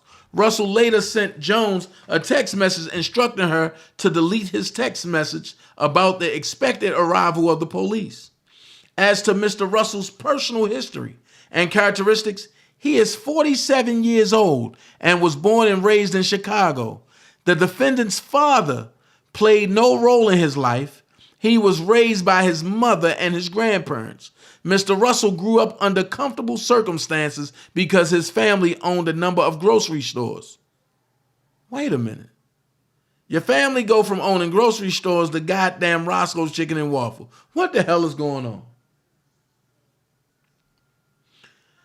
In his childhood, he studied tap dancing, acting, and gymnastics. Mr. Russell got married a few months ago. His wife is here in the courtroom. He assists her in raising her 3 children who range from the age of 9 to 18. Mr. Russell has an 8-year-old son from an earlier relationship. The boy lives with Mr. Russell and his wife. As to education, Mr. Russell has a high school diploma and 3 years of college. He has also studied sound engineering and business and has taken courses in software engineering and coding. As to employment, Mr. Russell has had a long and varied career. After graduating from high school, he worked briefly as a bank teller. He then served as a dancer with Riverdance, the well-known Irish dancing group. What? He then worked as a choreographer, director, and performer for a Dutch media and entertainment company, followed by work with a Chicago-based advertising company. He traded futures in the early 2000s. He then began working as a music producer in the R&B and hip-hop space. Later became a producer of TV shows. What? In 2014, he started a company called Privacy Control Tech, which he hoped would design technology that would assist artists in preventing piracy of their music. Mr. Russell later converted this company into IndieBill Corp, which he describes as a music, social media, and management platform that is likewise focused on assisting artists and protecting their music.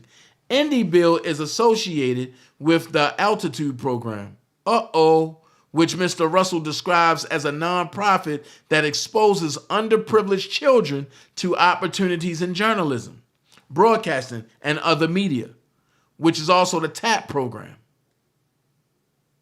And the TAP program it was started by the federal government. Mr. Russell reports no medical or mental health issues, and there is no history of substance abuse. As to a criminal record, Mr. Russell has committed primarily minor offenses. He has a 1983 conviction for disorderly conduct and resisting arrest, a 2003 conviction for possession of forged driver's license. Whoa. 2 2005 convictions for driving with a suspended license, a 2006 conviction for driving without a license, a 2009 conviction for trafficking in marijuana. The PSR reports that he possessed a loaded .38 caliber revolver on that occasion. And because he snitched, he didn't get locked up.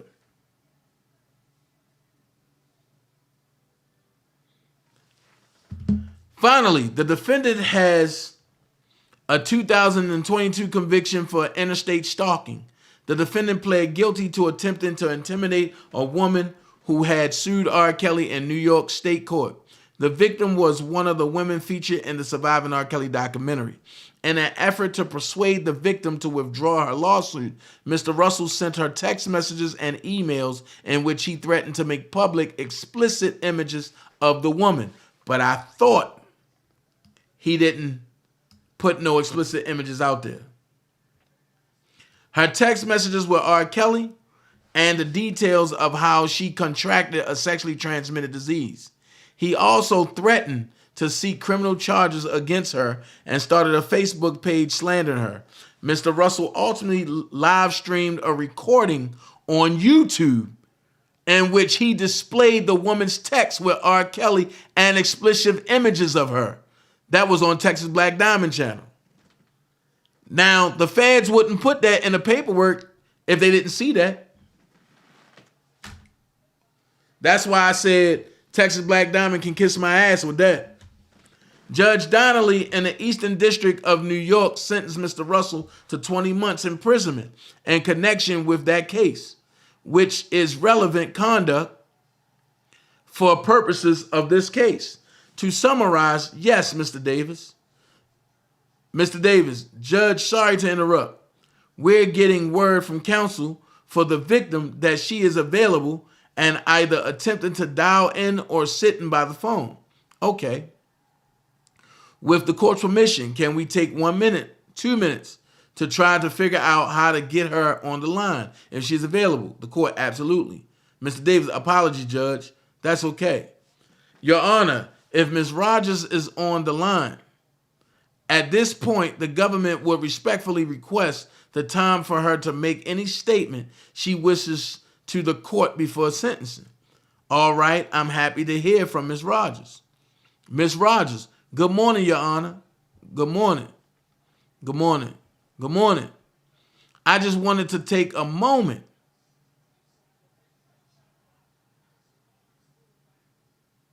Hold on. Was this Faith Rogers or Kelly Rogers? That's the next question. I just wanted to take a moment to just go over that particular night there at the premiere for R. Kelly. And maybe 15 minutes to proceeding to sit down and look at the premiere. We get a bomb threat. And we were all evacuated in sheer pandemonium. It was total chaos in that theater. Screaming, the victim screaming, crying, not knowing which way to go. As we got outside the building, it was police cars, fire engines, just everyone was in just dire pandemonium from that call. Victims running in the street, trying to get in vehicles, not really knowing which vehicles to get into. We get to the hotel. My daughter, this is Kelly Rogers. My daughter, Faith Rogers, has a seizure from all of the stress and pandemonium going on in the streets. It was just chaotic in the hotel. They are trying to run us to the room because then we're finding out there's people, blank, a call connected to the bomb threat in the hotel. It was just sheer pandemonium. And the stress from the impact of this has just been tremendous on not only my child, myself, and other victims.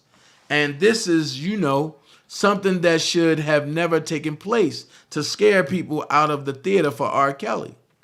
So I really think that this gentleman, Donnell Russell, should be held accountable to the fullest degree in regards to his doings in this matter. The court, all right, thank you, Ms. Rogers. And I thank you for your time and allowing me to have input today. Thank you very much, Ms. Rogers. Thank you. Thank you. Good day. Good day. Just for the record, Mr. Davis, what is Ms. Rogers' first name? Kelly. Kelly, all right. So to summarize, time out. Hold on. If they had to use pseudonyms in R. Kelly case, and Don Russell was the one that did the threatening, that got robbed the sequestered jury and all that other stuff, why in the hell are they not using pseudonyms in Donnell Russell's case?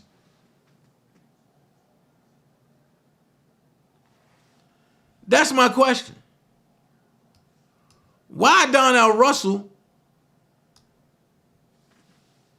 Why they didn't have to use pseudonyms for his case? So, to summarize, the guidelines recommend a sentence of 10 to 16 months imprisonment. The probation department has recommended a sentence of 1 year imprisonment to run concurrently with the defendant's sentence in the Eastern District of New York stalking case. The government asks that I impose a sentence within the guidelines range and states that the sentence should run concurrently with the sentence imposed in the Eastern District of New York. The defendant seeks a non-incarceratory sentence, or failing that, a sentence that runs concurrently with the Eastern District of New York sentence. With all of this in mind, I will now describe the sentence I intend to impose, and then I'll ask the parties if there's anything further they wish to say. I do believe that Mr. Russell engaged in serious criminal conduct. He phoned in a threat to the Newhouse Theater that created chaos at the theater, as we just heard, and which led to the immediate evacuation. He warned that someone with a gun was in the theater and was going to shoot up the place. Given the number of shootings that have taken place in public venues, that type of threat has to be taken seriously. Undoubtedly, the threat was terrifying for those who learned of it, and Mr. Russell committed this conduct as part of a misguided effort to protect someone who was a prolific molester and abuser of minor girls and women. Damn. So the judge is saying that. That means nowhere in New York was Rob going to get a fair sentence. Hey, Angela. Nowhere in New York, Rob was going to get a fair sentence because all the judges colluded together against Robert. You see it right here. The stalking conduct that I discussed a moment ago was part of that misguided effort. And this effort to derail the screening of the R. Kelly documentary was, again, part of the same course of conduct. Judge Donnelly in the Eastern District of New York imposed a sentence of 20 months imprisonment. That is a serious sentence. I conclude that that sanction is sufficient for all the purposes of sentencing. I will not add consecutive time. Accordingly, I intend to impose a sentence of 1 year imprisonment, which will run concurrently with the sentence imposed by Judge Donnelly. As to supervised release, I intend to impose a term of 2 years. That term will run concurrently with the supervised release term imposed by Judge Donnelly. I intend to impose the following mandatory conditions of supervision. Mr. Russell will not commit another federal, state, or local crime. He will not unlawfully possess a controlled substance. He will refrain from unlawful use of a controlled substance. Because Mr. Russell permits a low risk of future substance abuse, I intend to suspend the mandatory drug testing condition. Mr. Russell will cooperate in the collection of DNA as directed by the probation officer. I intend to impose the 12 standard conditions of supervised release set forth in the pre-sentence report, along with the following special conditions. Mr. Russell will provide the probation officer with access to any requested financial information and will not incur new credit charges or open additional lines of credit without the approval of the probation officer. It is my intention that Mr. Russell be supervised by the district of his residence. As to a fine, the guidelines range is $5,500 to $55,000. Mr. Russell did not provide a financial statement to that probation department. Based on the information available to me, I conclude that he has not demonstrated an ability to remit a fine. The probation department recommends that I impose a fine of $10,000. I am accepting that recommendation and I intend to impose a fine of $10,000. I am required to impose a $100 special assessment. Mr. Freeman, is there anything further you wish to say? Mr. Freeman, very briefly, Your Honor, thank you. And if the court would be willing to make a recommendation consistent with Judge Donnelly to BOP that Mr. Russell be housed in Illinois, we would appreciate that. And then with respect to Mr. Russell's surrender date, Judge Donnelly had imposed February 21st. We're going to be seeking her permission to extend that by a few months. And we would ask this court, if possible, to set a surrender date in early May. The reason being that, as Mr. Russell spoke about, he's trying to ensure the financial stability for those many employees who work for him. And there's a critical government grant program that is coming to a critical moment in mid-March. And Mr. Russell's availability for that will be hugely helpful to ensure the financial stability of all those who are dependent on him while he's in custody. The court, well, if all of that's happening in mid-March, why are we requesting a date of early May? Mr. Freeman, the deadline is in mid-March. And then hopefully it appears that the grant is going to be issued. But then Mr. Russell needs to be available to basically receive the grant. Follow through with the steps necessary to put it in place. The court. And this is for his nonprofit. Mr. Freeman, yes. All right. I'll hear from the government as to a surrender date. Counsel conferred. Mr. Davis, Your Honor, the government's only view is that the surrender date be the same as that set forth in Easton. As far as the timing within reason, the government has no objection to a brief extension. The court, okay. Mr. Davis, thank you. The court, all right. Mr. Russell, is there anything further you wish to say? The defendant, nothing. The court, Mr. Davis, anything else for the government? No, Your Honor. Mr. Russell, for the reasons I just stated, it is the judgment of this court you be sentenced to 1 year imprisonment and 2 years supervised release, with those terms to run concurrently with the sentence imposed in the United States versus Russell, 20 Crim 427, District Court of New York. Your term of supervised release will be subject to the mandatory standard and special conditions of supervised release I just mentioned. You are ordered to pay a fine in the amount of $10,000 and a special assessment in the amount of $100. The fine is to be paid in monthly installments of 10% of gross monthly income, with payments to commence 30 days after you have released from custody. Mr. Davis, are there any open counts? No, Your Honor. The court, I do recommend to the Bureau of Prisons that Mr. Russell be designated to a facility in Illinois. Now it makes sense. They don't want Rob and Don in the same facilities. So they sent Rob out as they get ready for Don to come in.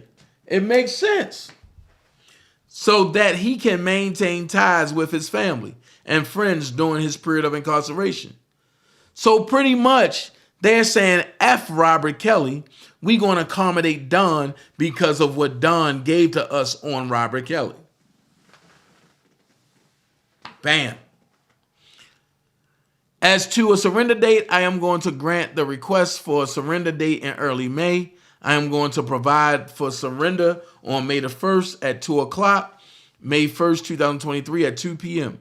Mr. Russell, if you do not surrender at the designated institution by 2 o'clock on May the 1st, 2023, you will be committing a separate federal offense for which you could receive a separate and consecutive sentence. Mr. Russell, I am obligated to advise you of your appeal rights. You have the right to appeal your conviction, as well as the sentence I just imposed, with few exceptions.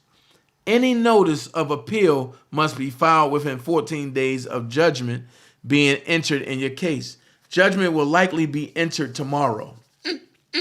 Mr. Freeman will discuss with you whether or not you wish to file a notice of appeal. If you're not able to pay the cost of an appeal, you may apply for leave to appeal in forma paupers. If you request, the clerk of court will prepare and file a notice of appeal on your behalf. Mr. Davis, anything else for the government? No, Your Honor, thank you. The court, Mr. Freeman, anything else for the defense? No, Your Honor, thank you very much. The court, all right, thank you, have a good day. So there you have it.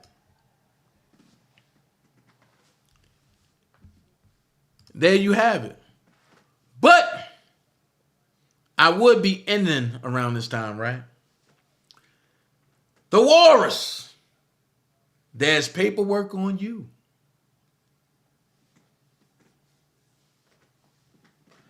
The walrus. There's paperwork on you. If y'all want to see the walrus paperwork, say hell yeah in the chat. If not, I'll go ahead and end it.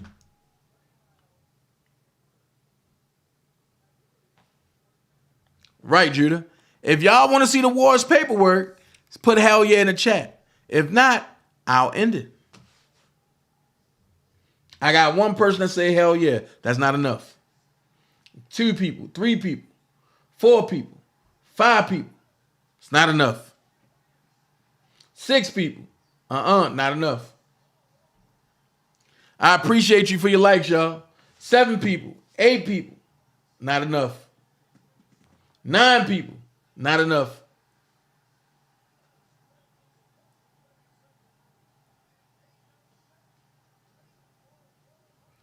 10 people.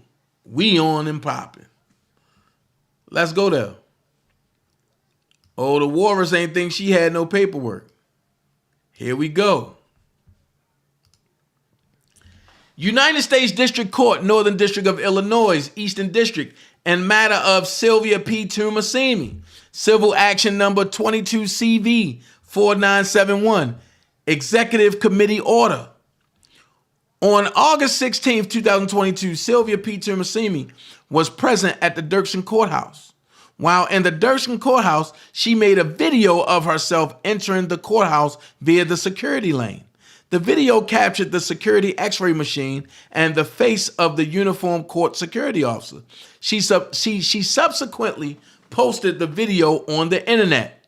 In addition, Ms. Tumasimi broadcasted a video from within the Dirksen Courthouse. Signs are posted in the lobby of the courthouse and throughout the courthouse warning the media and public that they are not to record the security stations or personnel. Additionally, each floor of the courthouse has signs posted warning that filming, recording, and broadcasting are not allowed. And August 23rd, 2018, joint courthouse order by the United States Court of Appeals for the 7th Circuit and United States District Court for the Northern District of Illinois states, no member of the media or member of the public may film, photograph, or record a video image of any uniformed courthouse security personnel on duty within the courthouses or on the courthouse grounds or any security equipment or device in the courthouses or on the courthouse grounds. The dissemination of such a film, photograph, or video image by a member of the media or member of the public shall be considered a violation of this order. Also posted on the court's website and throughout the courthouse are the guidelines for proceedings in USA versus Kelly, the trial that Sylvia Tumasimi was attending. The guidelines stated that the recording, streaming, or use of cameras is not allowed in the courthouse, except in the media area and the lobby. Cameras, photography, and recording are prohibited in all areas of the courthouses, except in the media area of the lobby. Sylvia P. Tumasimi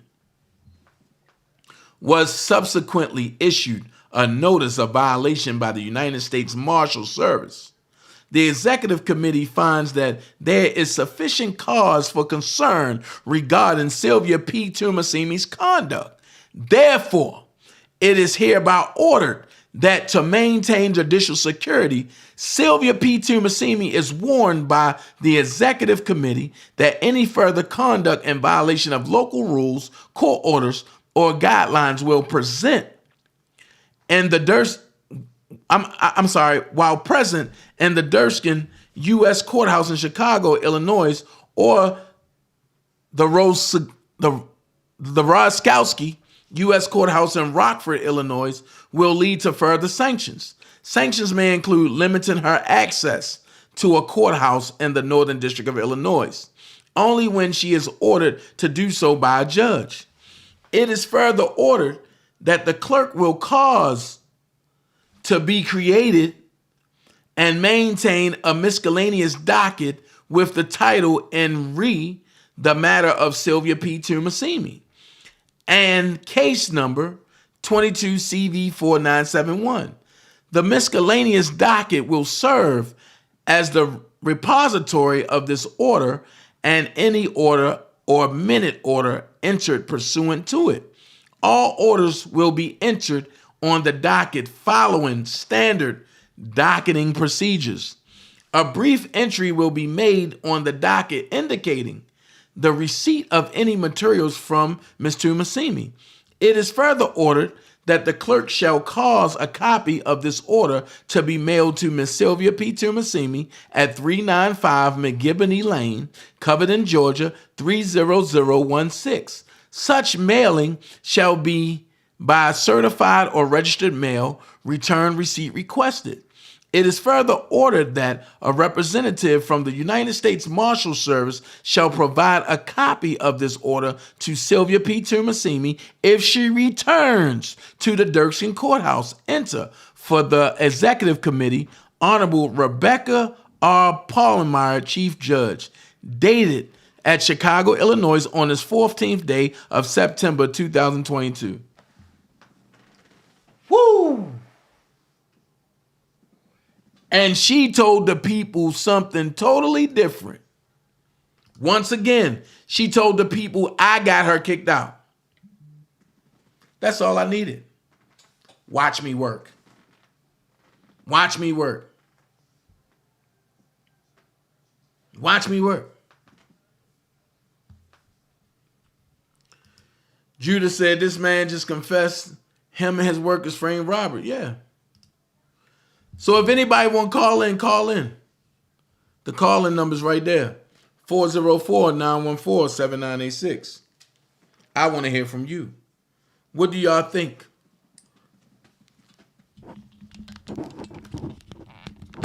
Oh, Jesus. My bad, shorty. What do y'all think?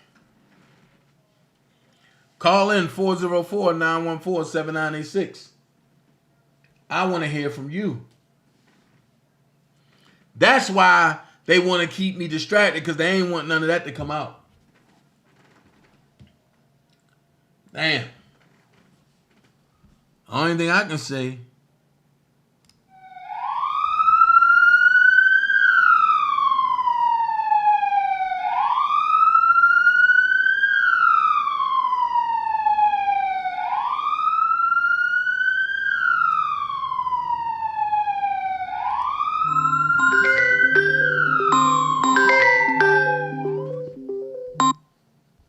you're live on the Dana J Show, caller. How can I help you?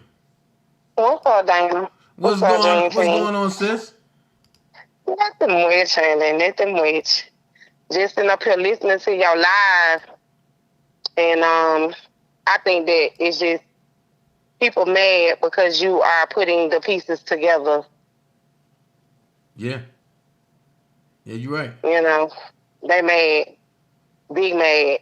That's the problem. And it's like, they want their people to think that they are innocent and that they ain't do nothing wrong. And yo, they always been doing stuff wrong.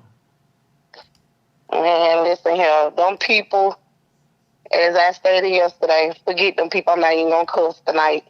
But forget them people. Because at the end of the day, they big mad. And they mad because you know the man. If you didn't know the man, you know what I'm saying? How is it that they trying to place you with the man if you don't know him? Like, it don't make no sense. You putting out messages saying, oh, he left them on red, but it clearly say that he read the messages. So, I mean, I'm just saying, what are you exposing? Get at that. He was just waking up. I mean, but I'm just saying, like, that shit don't even make no sense. Oh, Lord, I did cuss. And then if I'm telling him that I'm in the air, how's he gonna call? Right. Right. And as far as Don Russell, like you said, people was following him. They was loving Don Russell. Oh, Don Russell this. We rooting for you. And what happened to all of that? I mean, y'all need to give that same fucking energy. Ooh, excuse me. But y'all need to give that same energy that y'all was giving a couple of months and weeks ago. You know what I'm talking about? Give that same energy that y'all was giving before. He the muscle, right? He the muscle. But this is the same muscle who got R. Kelly fucked up. Oh, excuse me, Lord. You know what? I can't help it. Brown Sugar said, go ahead and cuss because they'll make you cuss with their foolery. They sure will, because they want to sit up and call us dummies and say we stupid, we don't know this and we don't know that. But clearly we know enough not to follow they dumb ass. Clearly we know enough not to do that. Clearly we know not to go and get ourselves involved in a man's federal case. Okay. Clearly we know that. Oh, check it. But clearly They say I didn't talk to Rob, or I don't know Rob, but you got messages that the PI was investigating Robert instead of investigating the people. But see, this is the thing. How did they meet him? They wouldn't have met him if it wasn't for you. So they can't sit up here and say that you don't know the man. They've been saying that for like, what, 3-4 years now? Like, that shit dead. We already know the truth. Like, they can get that shit up. Because when they was over here riding your dick, oh, he knows Kels, and it was all Dana this and Dana that. They was riding your jock strap. But now all of a sudden, you don't know Kels. He's a what they called you, a do-boy and all this other stuff. Like, come on now, y'all got to give it up. It's like he know the man or he didn't know the man. Y'all, one minute y'all saying, oh, he set Kels up. He gonna testify. I've yet to see Dana in a courtroom other than to bring the commentary for y'all ass. So, I mean, I'm just saying, where's the testimony? Because his name has yet to be mentioned in any of that. But it's like that. Of course, they're going to follow the narratives of the dummies that they listen to. Because they don't know no damn better. That's why I say you got to laugh at these goofies. You got to laugh at them, period. Because they ignorant, they stupid, and they don't know no better. They don't know no better. And a lot of these women out here, they lonely. They want somebody to follow. They want somebody to lead them. Lead your fucking self.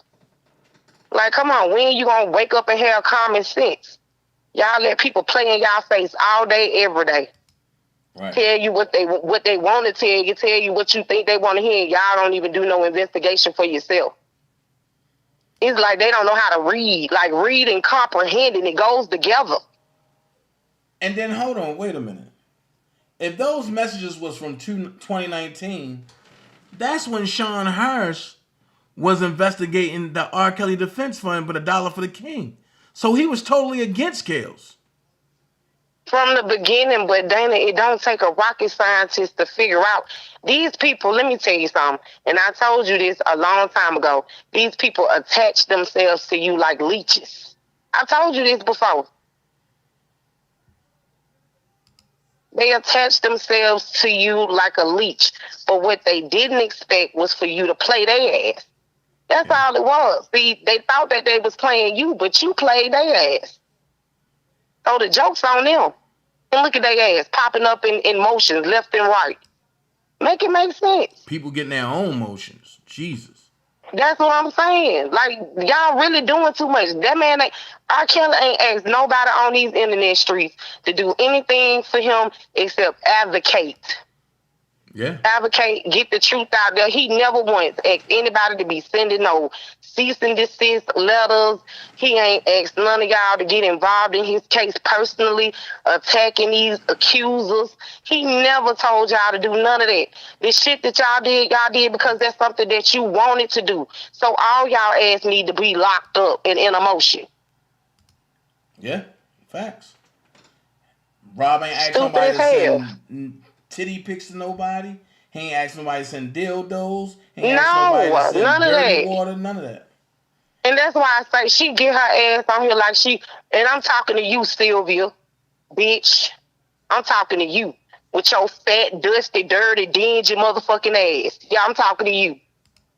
You get on here and you pretend like you a fucking Christian, like you believe in God. Bitch, you are the devil. The fucking devil. You knew that Demetrius Smith was a fucking informant. You knew that. But no, you had to stick your nose in. You thought you was motherfucking Inspector Gadget. You had your go-go gadget boots on, your go-go gadget wig, the damn stupid ass voice you try to use to try to sexualize yourself. You need to sit your old ass down somewhere. That's the problem. Then you want to do shit on your backup page where you think don't nobody know what the fuck you doing. But then you want to get on your main channel and pray and be fake. Bitch, you's the fakest motherfucker on these streets. One of the fakest, because there's a lot of y'all motherfuckers out there. But you one of them. Kill me. Ain't nowhere Christian, ain't nowhere godly. Get on her backup channel and try to talk shit. But bitch, you can't talk about nobody when you around here eating little girls' pussies and shit. You's a fucking, ooh, Lord have mercy. You a nasty bitch. A dirty bitch. And you don't deserve to be around nobody motherfucking kids, not even your own. Bitch. Facts. I'm just saying, anybody that's around here fucking kids, and Bedbug, I heard what you said about me, motherfucker. But one thing about it, I ain't begging, I ain't borrowing, and I ain't living in no motherfucking truck, in no motherfucking vehicle. Understand that? I want you to recognize that before you get to calling somebody a motherfucking dizzy ass broad. Cause you's a dizzy, dingy, dirty, dusty, retarded, illiterate ass nigga. Understand that? A broke ass nigga at that. Driving that wet pussy pie ass Mercedes. Then I'm gonna go ahead and I'm gonna put it out there. I hate the fact that when Denise asked me, should she let him stay there, I was like, yeah. I wish I never told her, yeah. I should have told her, fuck no. I swear to God, because one thing about it, Denise was good to that dust ass nigga. And what did he do with his disrespectful, dingy, dirt ass? And a lot of y'all motherfucking bras over there dingy and motherfucking desperate asses. Want a motherfucking nigga to look at you. A nigga ain't gonna look at y'all motherfucking ass. Look who the fuck you're following. You're following a fucking pedophile, a nigga that fucked his children, killed the goddamn baby. Don't nobody want y'all ass. If y'all will go for that, you will go for any goddamn thing. Any damn thing. Don't make no sense how desperate y'all women is to give y'all money to somebody who don't give a fuck about you. When's the last time that motherfucker opened up and gave y'all anything just because? Answer yourselves that. Instead of coming on here begging and asking, talking about he ain't never begged nobody. You a motherfucking lie. You used to sit on there all the time asking a motherfucker to hit your cash out. And you sitting up there counting money in their face like it ain't shit. And they the stupid motherfuckers to keep giving. Because you wouldn't have got a dime of mine, motherfucker. Shit, you gonna earn your motherfucking keep, bitch. Get a job, a real one. Stupid ass. I'm telling you, when I tell you that, I cannot stand some of these folks. I really can't. You know, and it's like it's the internet, but Lord have mercy, if I could see any one of these bitches on God in my presence, Lord, I'm just gonna keep that to myself. Ain't no telling what I might do. Because I'm telling you, they fake is, one thing I can't stand is a fake motherfucker, a liar, and a motherfucking thief. If you're a liar, you'll steal. If you'll steal, you'll kill. You better understand. And with motherfuckers like that, I don't fuck around with. You can understand and see for yourself that Bedbug is a dingy, dirty ass nigga. He a nothing and a fucking nobody. When that lady gave him all that money to get him a motherfucking hotel, he dogged her ass out. Tawana Campbell, he dogged your motherfucking ass, drug your ass through the motherfucking mud, bitch.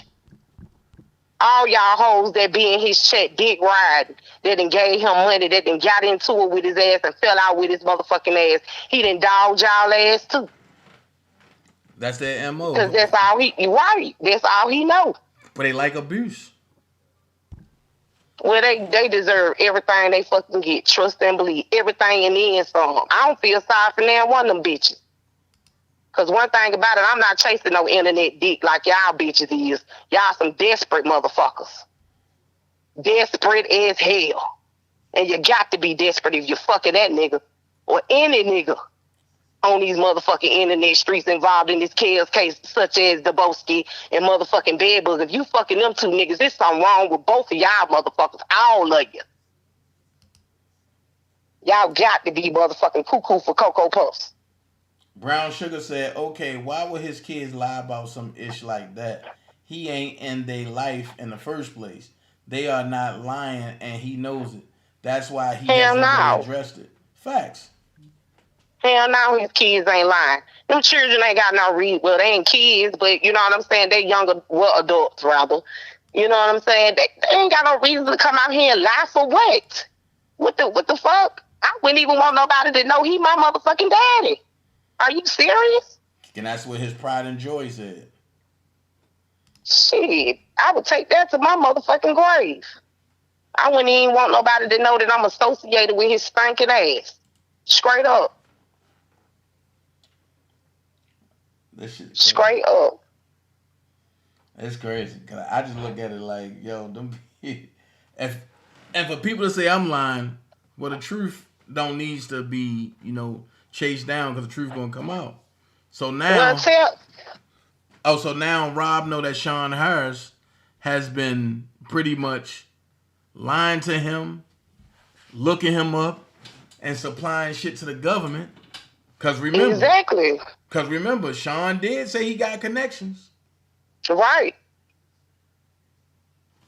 And it's mighty strange that, they would send kids to South Carolina right around the time this motherfucker about to go in. It don't, like, you know what I'm saying? Like, make that shit make sense. Right. But South Carolina one is way better than the one in Illinois anyway. I know. I heard somebody on there trying to on these YouTube streets trying to make it seem like that was a bad facility. That's one of the best facilities on the East Coast. But that's why I said people need to do their own research instead of going off what a clown would say.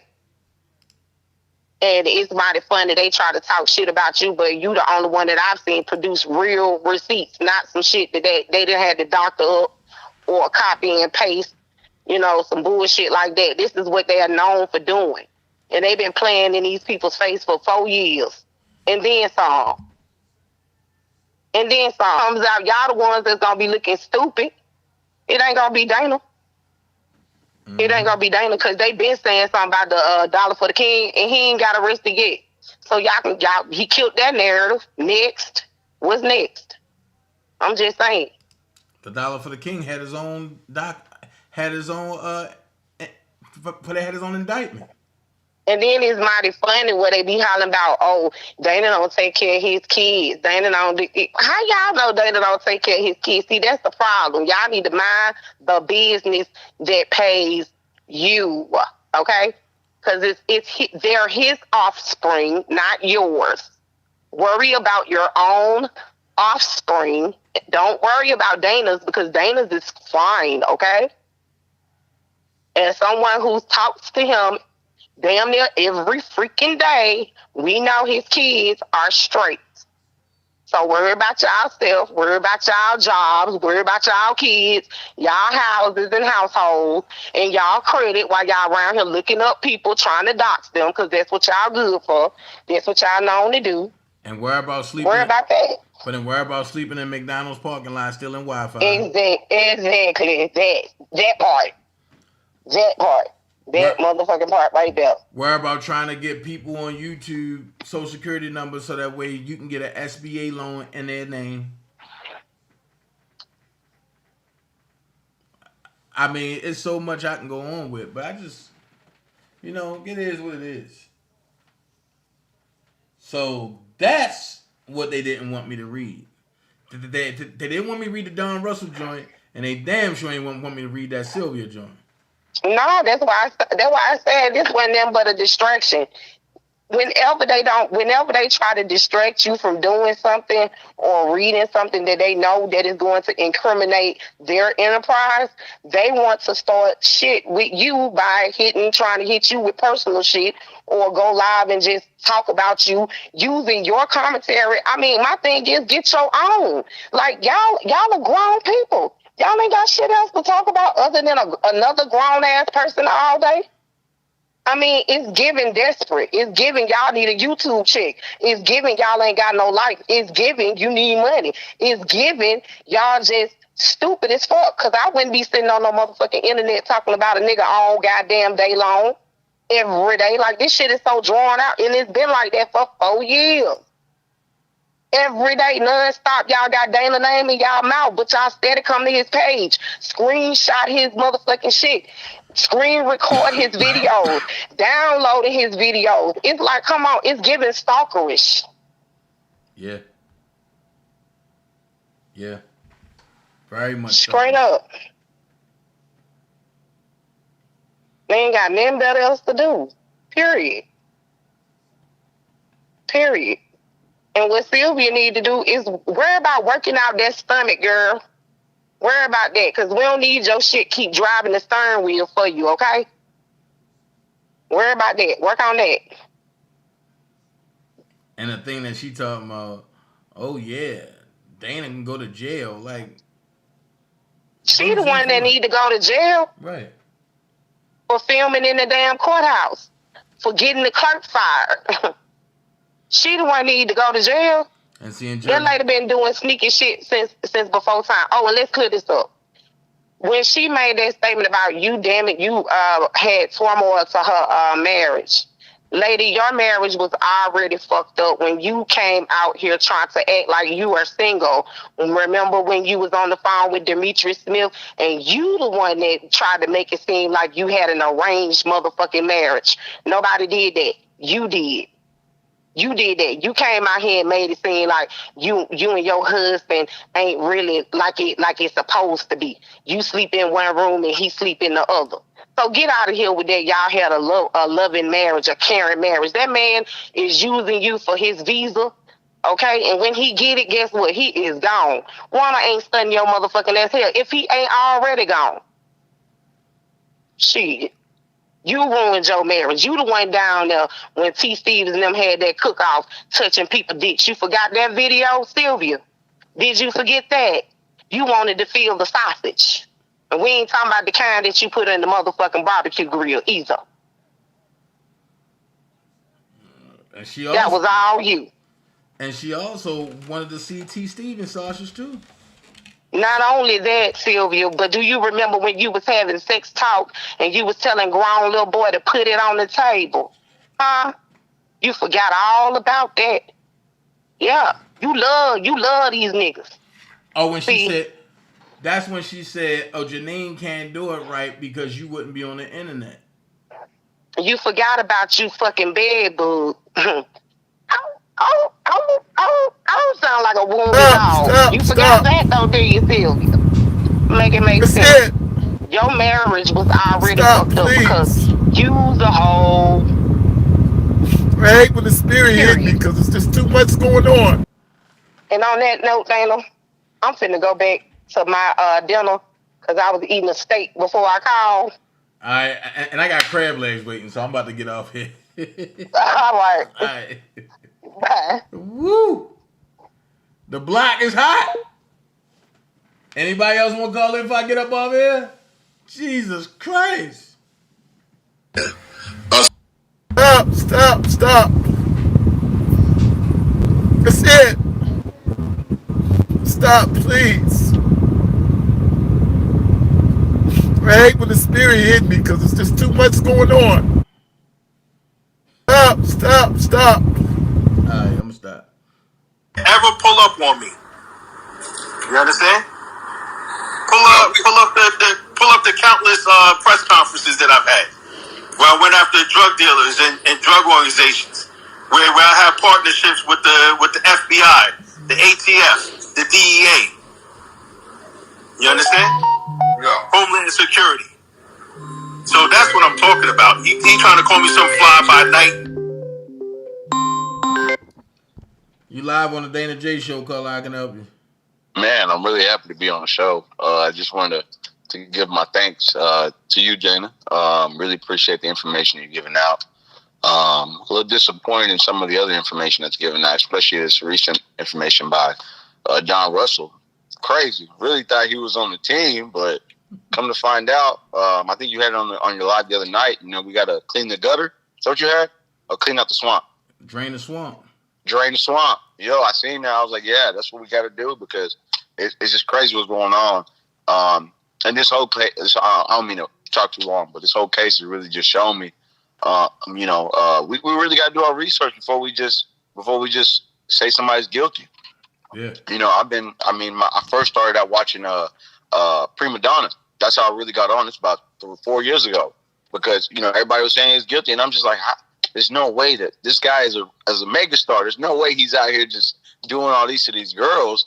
And the more I did my research, I'm like, it's right there in the open. But what's happening is people really don't want to look into it, and I think that's really, really why everybody thinks he's guilty. Everybody thinks he did this and that. But I really appreciate your show. I've been watching you for some time now. Who is this? May I ask? You said what? Who is this calling in? May I ask? My name is Mayor. They call me Mayor. Okay. Yeah. Sorry, I really just watch the videos. This is my first time just calling in. Okay. Yeah. So I just really appreciate everything you've shown us, the information you've given us. Like I tell you, if it wasn't for people like you, Prima Donna, a couple other people, I do know them by name, but I don't want to just say the wrong names. But it wasn't people like you, a lot of us would know. So I think you guys are doing a really good job, and I appreciate y'all for being, the warriors behind him. You know what I mean, and really, really looking out for him. And hopefully, when he come out, he can give thanks. You know what I mean, to y'all. And I mean, even me, I've been praying for him. I hope. I wasn't even a really big fan before the trial, but after I seen everything going. Not before the trial, but before this last, R. Kelly Trapped in the Closet. Wasn't really a big fan, but. Yeah, but after it came out and I got more information, I'm like, yo, this guy. Not only is he does he seem like a genuine guy, but everything that's going on to him is just awful. You know what I mean? And so, really just rocking with just anybody that's behind them, and really trying to get their own information as opposed to just taking what the media give them. Appreciate you. Yeah. So appreciate it. All right. That was Mayor, y'all.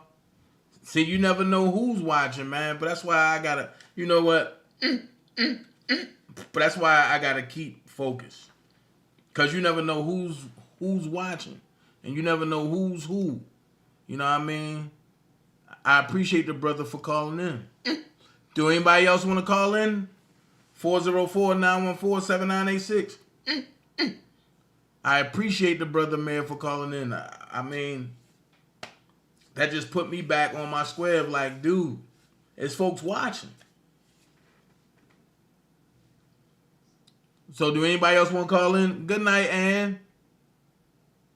Oh, I pray that he get better. Hold on. Somebody from the Dream Team birthday is today. And excuse me because I totally forgot who it was.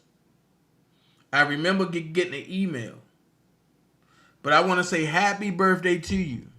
And I want you to email me and tell me it's you. Because then I can go live probably tomorrow afternoon or tomorrow night. And I can add you into the mix because I'm going back to Saturday night mixes. I want to listen to some music. And we're going to rock out tomorrow night. Well, this is going to conclude the show for the night. I love every last one of y'all. I thank y'all for being here. We are sitting at $1,045 left. $1,045 left until we reach our goal. We're sitting at $1,045 left and before we reach our goal. Okay? So y'all be blessed. I'm up out of here, and I want y'all to enjoy the rest of y'all night. You feel me? But I'm going to leave y'all with this real quick.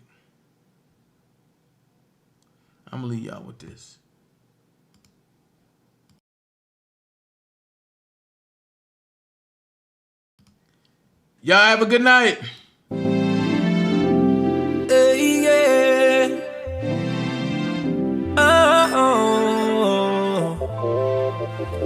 I feel like taking a dip in your pool. Relax a bit, you know what I mean? Sip on a little of that Patron. You're live on the Dana J Show. How can I help you, caller? What's happening, Dana? This do Black Panther. What's going on, bro? Man, I'm I'm listening to you read, and you know what I mean. I guess it's emotion or whatever, or transcripts or whatever.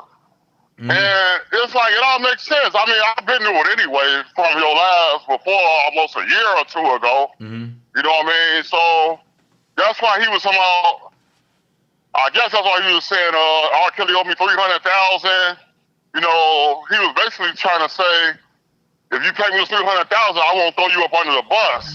You know what I mean? That's what I'm thinking, trying to blackmail him on the low without basically saying that. You know what I mean? But I mean, I don't know. I know when I was younger, we did things like, you know, where somebody finna go to jail or get released from jail, we'll meet him up at the gate, you know what I mean? Meet him at the gate when they finna get released and pick them up, you know what I mean? And handle our business, you know? So it's easy to catch somebody because you know where they're gonna be. You know where they're gonna be at. They're gonna wait till the last minute to turn themselves in, you know what I'm saying, at that final hour or two, and they'll turn themselves in. So it's like, if the streets gonna do what the streets gonna do all the time, you know what I mean? It's like I don't gotta say what's gonna happen or what can happen. You know what I mean? It's like a given. You know what I mean? It's like if somebody really wants somebody, you know what I mean? Okay, meet them up there. You know what I mean? And handle that business or whatever, and accept that or whatever. You know, but he gonna come out. He already know he gonna come out of jail during that year or 15 months or whatever, and he gonna count that bag. He gonna try to do what he gonna do with that music and everything, you know what I mean? R. Kelly probably still gonna be just now getting out or about to get out, hopefully with the faithful God, you know. And, you know, he still got a chance to, basically it's like you just gotta follow him. You know what I'm saying? If you don't wanna really follow him like that, talking about what's the name? Don. You know what I'm saying? He gonna lead you back to where the music is at. Where that music is at. So it's like, I ain't saying you, I'm not saying nobody else, but the streets or whatever, it's like y'all really want to find out where you got that music at. Right. Okay, set up perimeters or whatever. 2 miles away, walkie-talkies or whatever, so he gonna catch on to what car is following him or whatever, and he gonna lead you right to it, because he gonna go back there and pick up and try to get that music. You know what I mean? So stay a couple of cars and back, handle that business, and get that music back from him, because he's not gonna give it up willingly. You know what I mean? Even if Kels do get out real soon, he's not going to give it up just like that. He's going to try to extort him, and he's going to try to get some money for giving us back his stuff or whatever, you know. I know his type. I know how to deal with snakes all the time, you know what I mean? Right. Well, but yeah, I just had to call in and say that. I kind of knew what was going on the whole time. You've been saying everything, so. I appreciate it. You know what I mean? That was all just falling into place, like you said, but. You got to get a team together and handle that business. And for rats, you just got to get the exterminator. You know what I mean? People that don't mind doing whatever they got to do. You know. But, all right. But don't eat them crab legs. I heard you say you eat them crab legs. I'm finna eat me some J&J fish. All right, bro. All right. That's New Black Panther. New Black Panther's in the building. Look, I'm up out of here. I appreciate y'all. Gone. I don't understand what I've done wrong.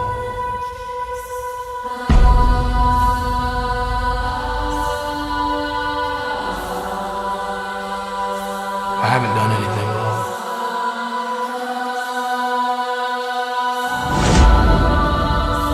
I think obviously the people aren't ready to see someone like me.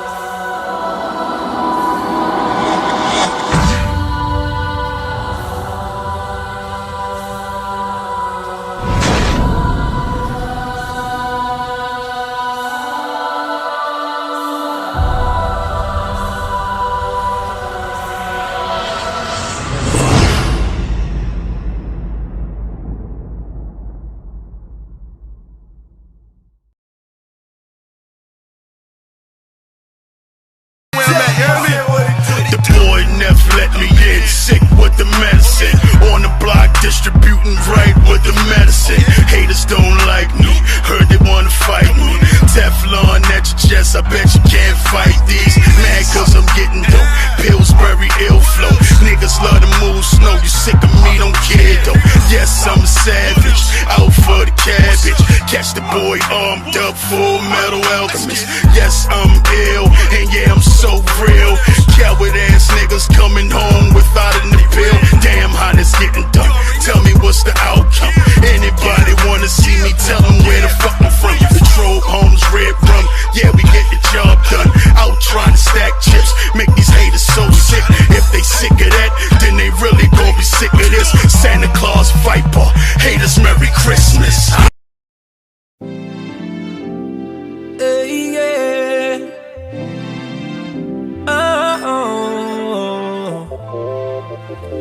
I feel like taking a dip in your pool. Relax a bit, you know what I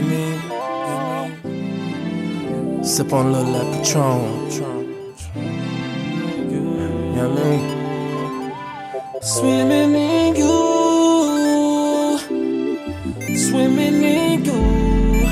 Swimming in you. Hey, little mama. Said I wanna take a dip in your pool.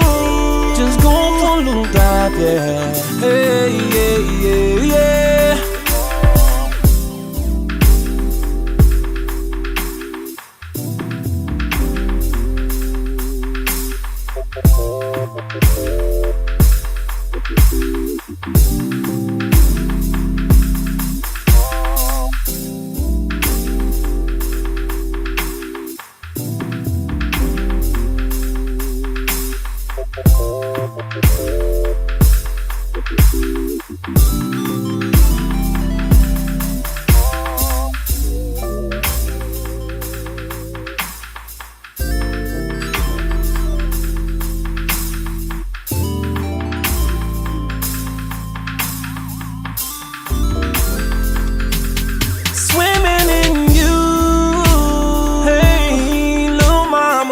Said I wanna take a dip in your pool. Just go for a little dive, yeah. Hey, yeah, yeah.